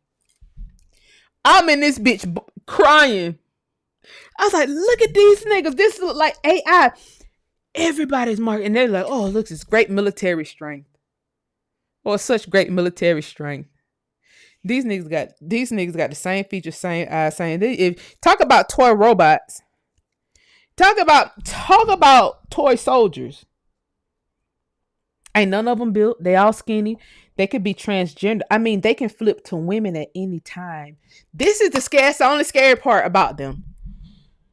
People cross seas because they look so much alike. Your test tubes. They can flip from men to women at any given time. And they could be the biggest killers on the planet. The most unconsuming for sure, because you don't think a Chinese man finna walk up to you and kill you. These niggas fuck chickens and it's known. That's why I don't eat chicken from Chinese restaurants. I really don't eat shit from Chinese stuff. But ever since, this girl on here named Rotten Mango. She's Chinese. She Chinese or Japanese? She one of the Neses. She was talking about the Chinese, and she said they fuck chickens. She said they do fuck chickens. That's a part of the thing that the men do fuck chickens. They stick their dicks in chickens, nigga. So what you do after you come in the fucking chicken? You fucking weirdo. You go out there and march. What did you do? What is y'all doing? It's weird. It's weird, but one of y'all on to call y'all out on something that was literally just a rumor. And she's like, no, that's they do that in real time. Like a part of their culture is fucking chickens. So on the hot mic, Kim Jong-un and Putin was talking about being immortal and saying that they were talking about organs, and this is at the military parade. They got caught on hot mic and talking about how they can have how they can achieve immortality with organs and live to be 150 years and all this shit. This was just when they did that military parade. Thursday, Wednesday, whatever it is. I was laughing. I ain't even gonna hold you. Nigga, if them niggas come marching down that streets ready to go to war, nigga, that shit gonna be funny. I ain't gonna hold you. I'm not the person to be in front of no military, no shit. Nigga, put me in the bike, cause I'm laughing. Nigga, I'm about to key. I'm about to joke these niggas to an oblivion. These niggas, I'm finna joke. They gonna be shooting at me because of the jokes alone. Nigga, cause look at you niggas. We niggas are supposed to be scared. And all these white boys over here on that total nigger death shit, them niggas better get rid of that shit out their mind too. They better get rid of that shit out their motherfucking mind too. Total nigger death. Bitch, you barely over here. Barely. Cause somebody took a chance and fucked you. That's how you over here still. Somebody took a chance. And for these niggas to be talking about immortality, and I'm gonna read the rest of these super chats and I'm gonna get on off here. What the fuck would you want to live for 150 years for if God made you with a little dick? If God sat there and said, all right, this one here, 2 inches, nigga, that's all you getting. You over there, 1 3/4. I'll give you 3. But when you get 40, you will no longer have any blood and that bitch will not be able to get hard. If God sat there and gave me 2 inches worth of fucking dick, I would never want to live for 150 years. I'd be trying to get on up out of here so I can come back as a guy with a bigger dick. So why would you be organ trafficking and organ harvesting? Because they're talking about making organs on their hot mic. They were talking about organ creation and bio medicine or whatever. To be immortal. For what? Nigga, you ain't got enough dick to be immortal. Nobody fucking you today. Yeah, shit. Is it, can we talk? I know it's 12:42, but it's a nighttime. Ain't nobody fucking you today. Be immortal for what? You still ain't gonna get no pussy if you live an extra 40 years, nigga. If you live an extra 70 years, you ain't gonna get no more pussy than you getting today. I want to go ahead and take myself on up out of here. I've just gone. I'm regulated to fucking chicken. Cause that's the capacity of my dick. Elizabeth, I'm coming home. Nigga, get me up out of here. And next time, God, bring me back as a nigga. Shit, bring me back a black man. And they say it's a few white men around here sprinkled with some big ones. I was this years old. They said it's a few white men around here sprinkled with some meat. Okay, I'm pretty sure those aren't the white men that's around here talking about total nigger death, because they too are trying to get pussy. You got a big meat, an average to big size meat. You're probably not really focused on exterminating people, because it's somebody out there that will suck you off. It's always gonna be somebody out there to suck you off. You're never going to lack in that department when you want it. You know it's available. But if I got 2 inches of fun, no woman, no matter the race, it don't even matter if her skin is orange. She is not getting on her knees between your legs for 2 inches. She's not doing it. She's not doing it. So why the fuck would you want to live on this earth without that option? I don't get it. And that's why so many of them just, go transgender. And that's why they be sitting out there on the motherfucking military parades with no signs of facial hair, nigga. Not a razor bump, not a ingrown hair, nothing. Nigga, nothing. That's weird to me. Yeah, but you want to live 100 anyway. I wouldn't want to live no goddamn 150 years if I was a man with 3 inches. No, Lord, ain't that much semen in the world. Ain't even that many chickens. What are you gonna do? Get a chicken farm?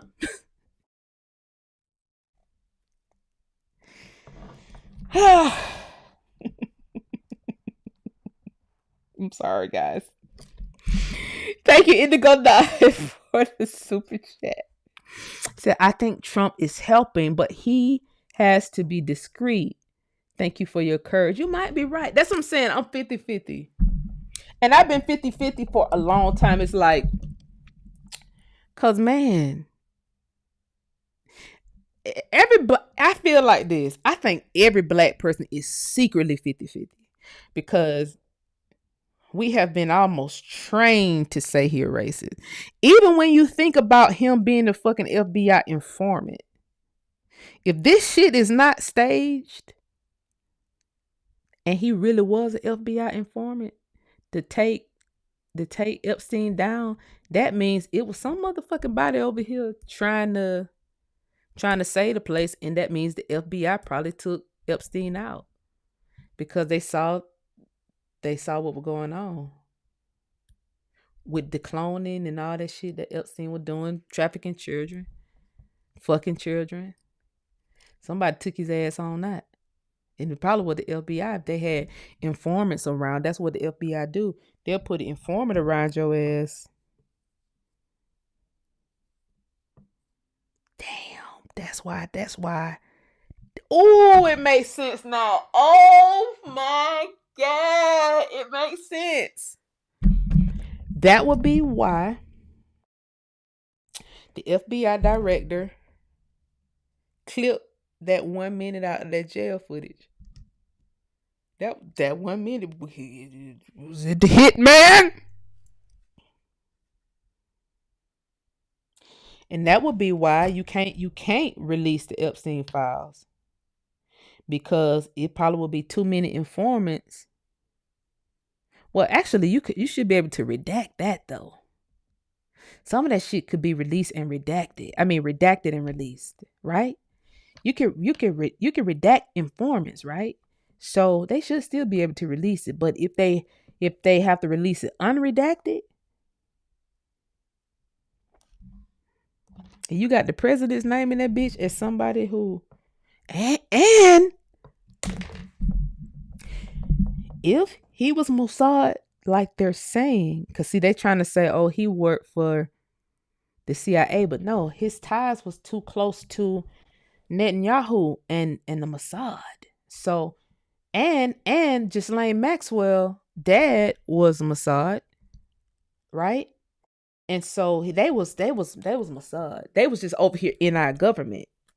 He was definitely in the government in some capacity, and I would hate to think the CIA and the Mossad is like this, whereas he was both. Maybe when you CIA, you're an investigator, and when you're Mossad, you're full out hitman. I don't know, but the rumor mill was saying he was a Mossad. He's a Mossad agent. So if he was Mossad agent, and they're now saying Trump was an informant to get him indicted or whatever, then that means they going after Netanyahu too.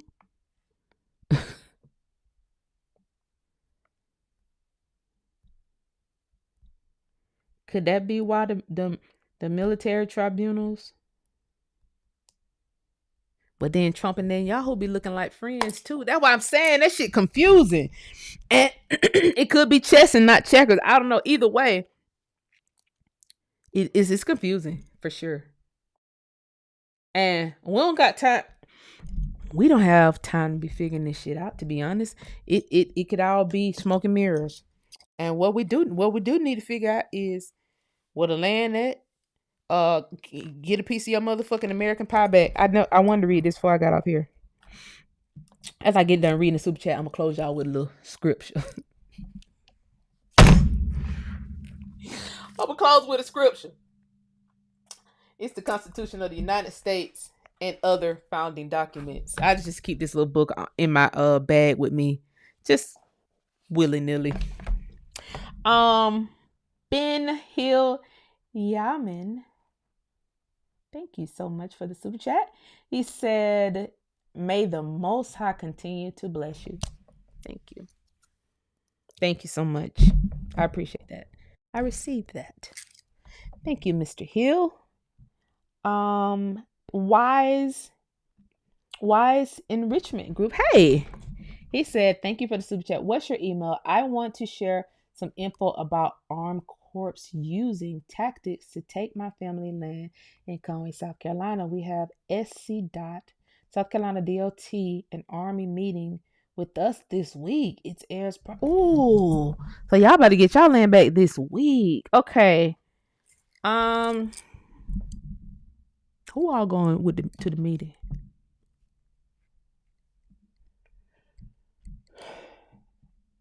Who all going to the meeting? That's my question.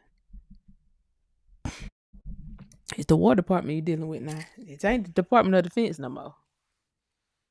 Not to scare you, because niggas don't need to be scared of shit. Especially not nobody with no motherfucking dick that's smaller than yours. This is a game of dick sizes at this point. I'm telling you the truth. I'm fucking telling you the truth. If you don't believe me, I might have said this as a joke before. I joke around every time I say this. This is my theory as it relates to war. This is a game of dick sizes.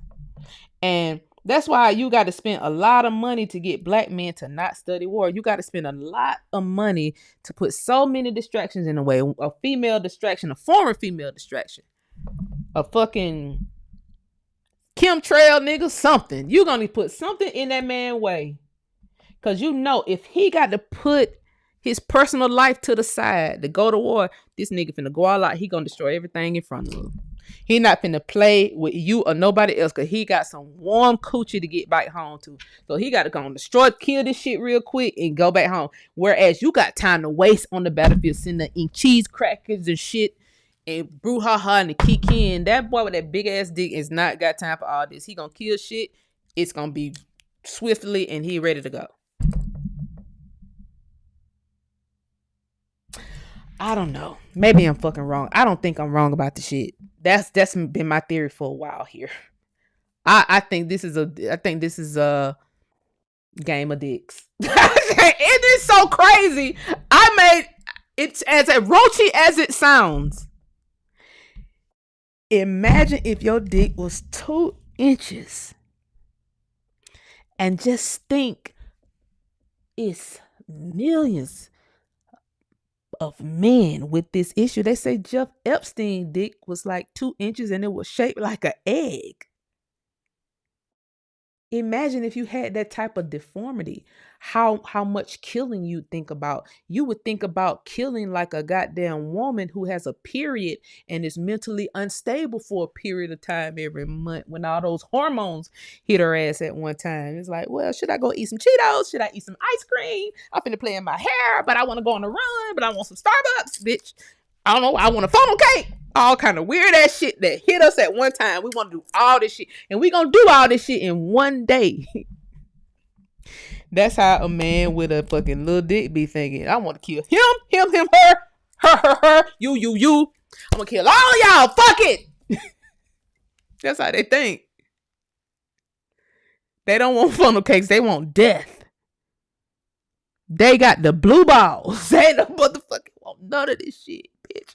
If I got to have blue balls, y'all got to die. Total nigger death.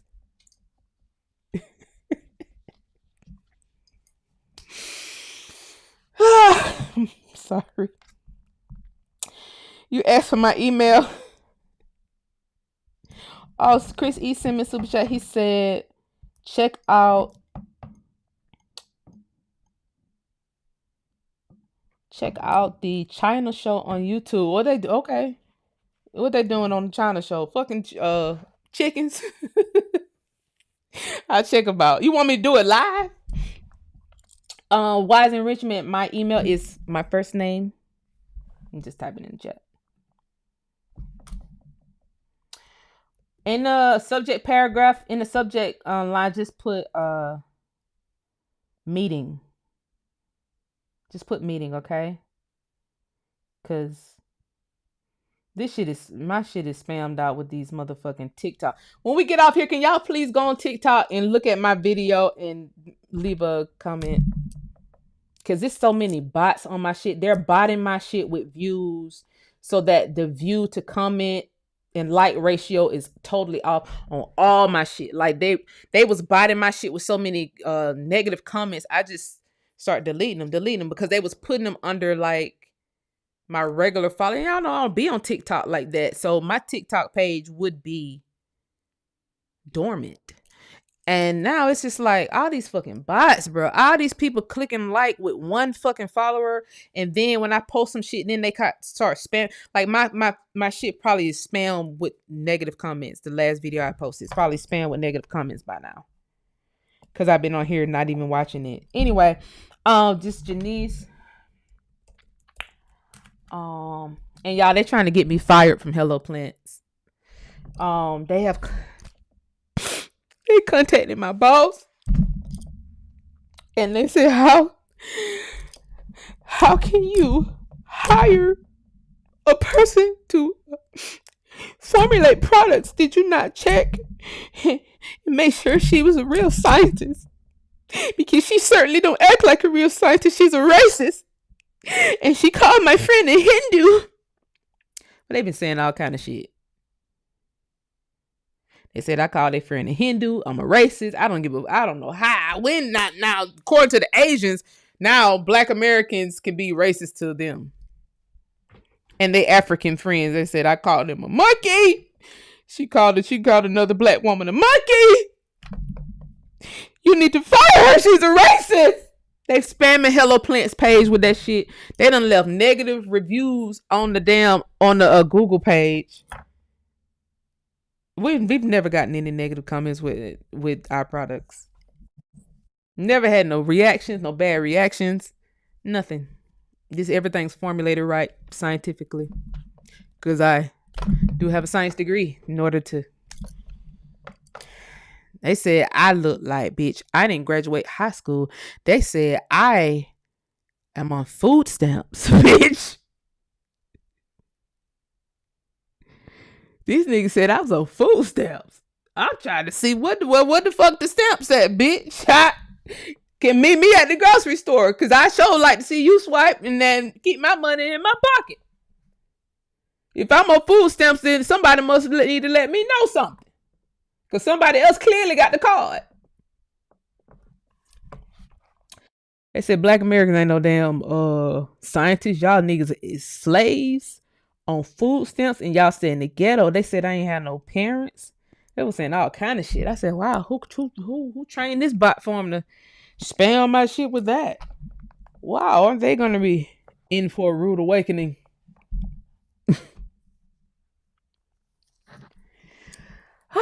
Oh, I'm tired. Email.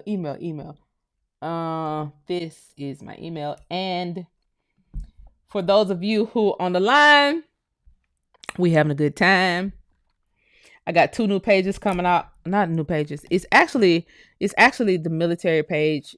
It's okay. So it's links on these pages that goes to other pages, if that makes sense. If you're not on uslineage.com, that's where the party at. Now is the time to pull the files. Okay. Now is the time to pull the files. Okay. uslineage.com. Let me go real quick to the line.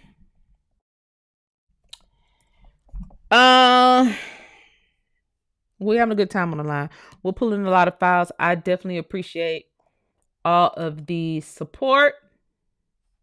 I appreciate all of the support that's being given so that we could keep this site afloat. I certainly appreciate it. I was supposed to be removed that super chat, but y'all know how the line go. Y'all know how the line work. We the blueprint. Okay, they know the blueprint out there. That's why they always say, oh, the blueprint. You guys are on food stamps. You guys didn't invent anything. Oh, didn't? We didn't. Wowzers. You guys hate to hear the truth. You have selective hearing. You know, everybody wanted us to be the slaves until they seen all these good white people breaking down the 14th Amendment. And they had to Google, well, who's that amendment about? That's the one that y'all said for the slaves? The niggas? When are you guys going to deport the niggas? They said I weaponizing ICE against fellow black women, and white, and ICE has been weaponized against me.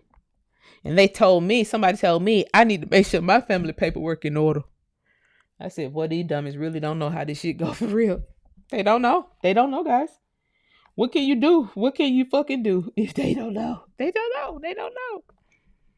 They don't want to know. They have selective hearing, baby. No, ICE is for you. ICE has never been weaponized against niggas.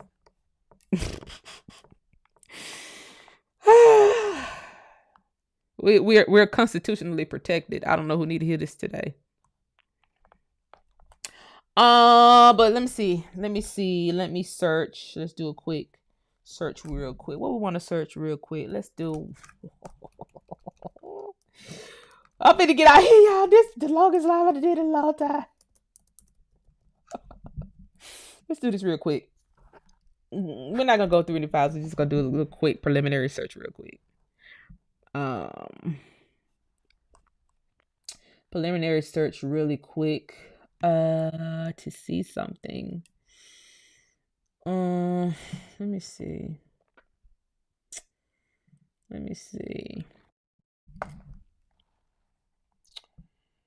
Or should I just wait?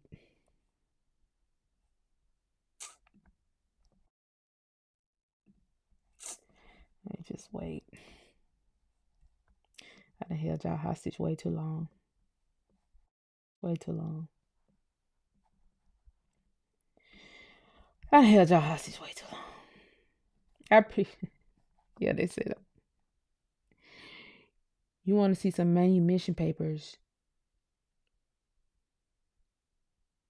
Yeah, ain't no immigration papers for us. No. Not for us. You start seeing immigration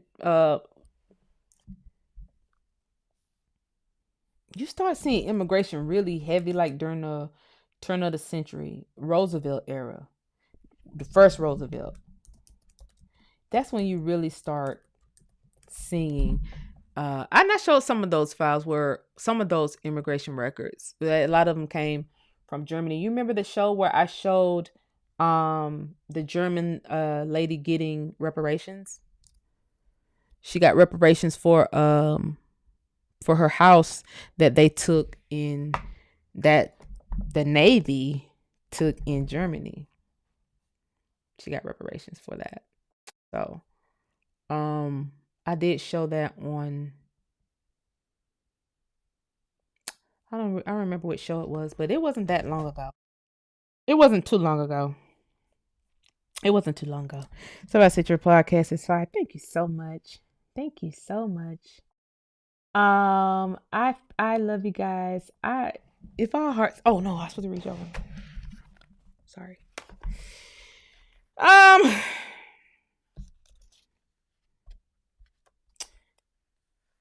Let's read section.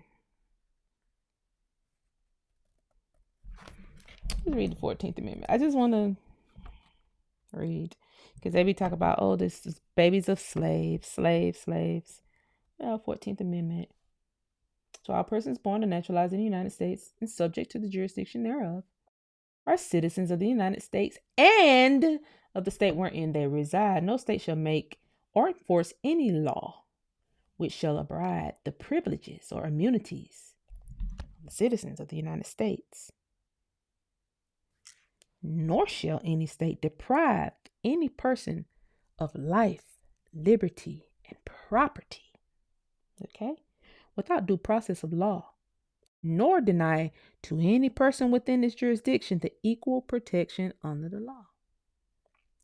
Representatives shall be apportioned among the several states according to their respective numbers, counting the whole number, not no 3/5, counting the whole number of persons in each state, excluding Indians not taxed.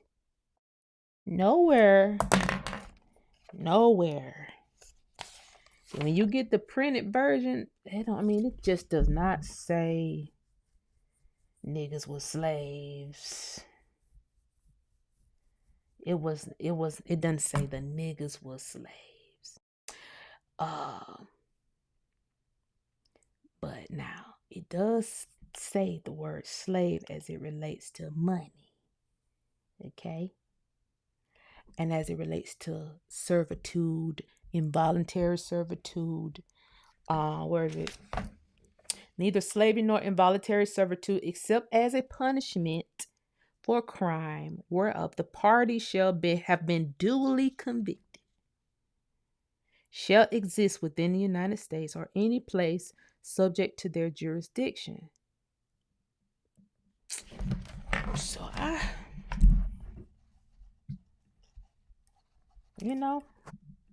that's it, guys.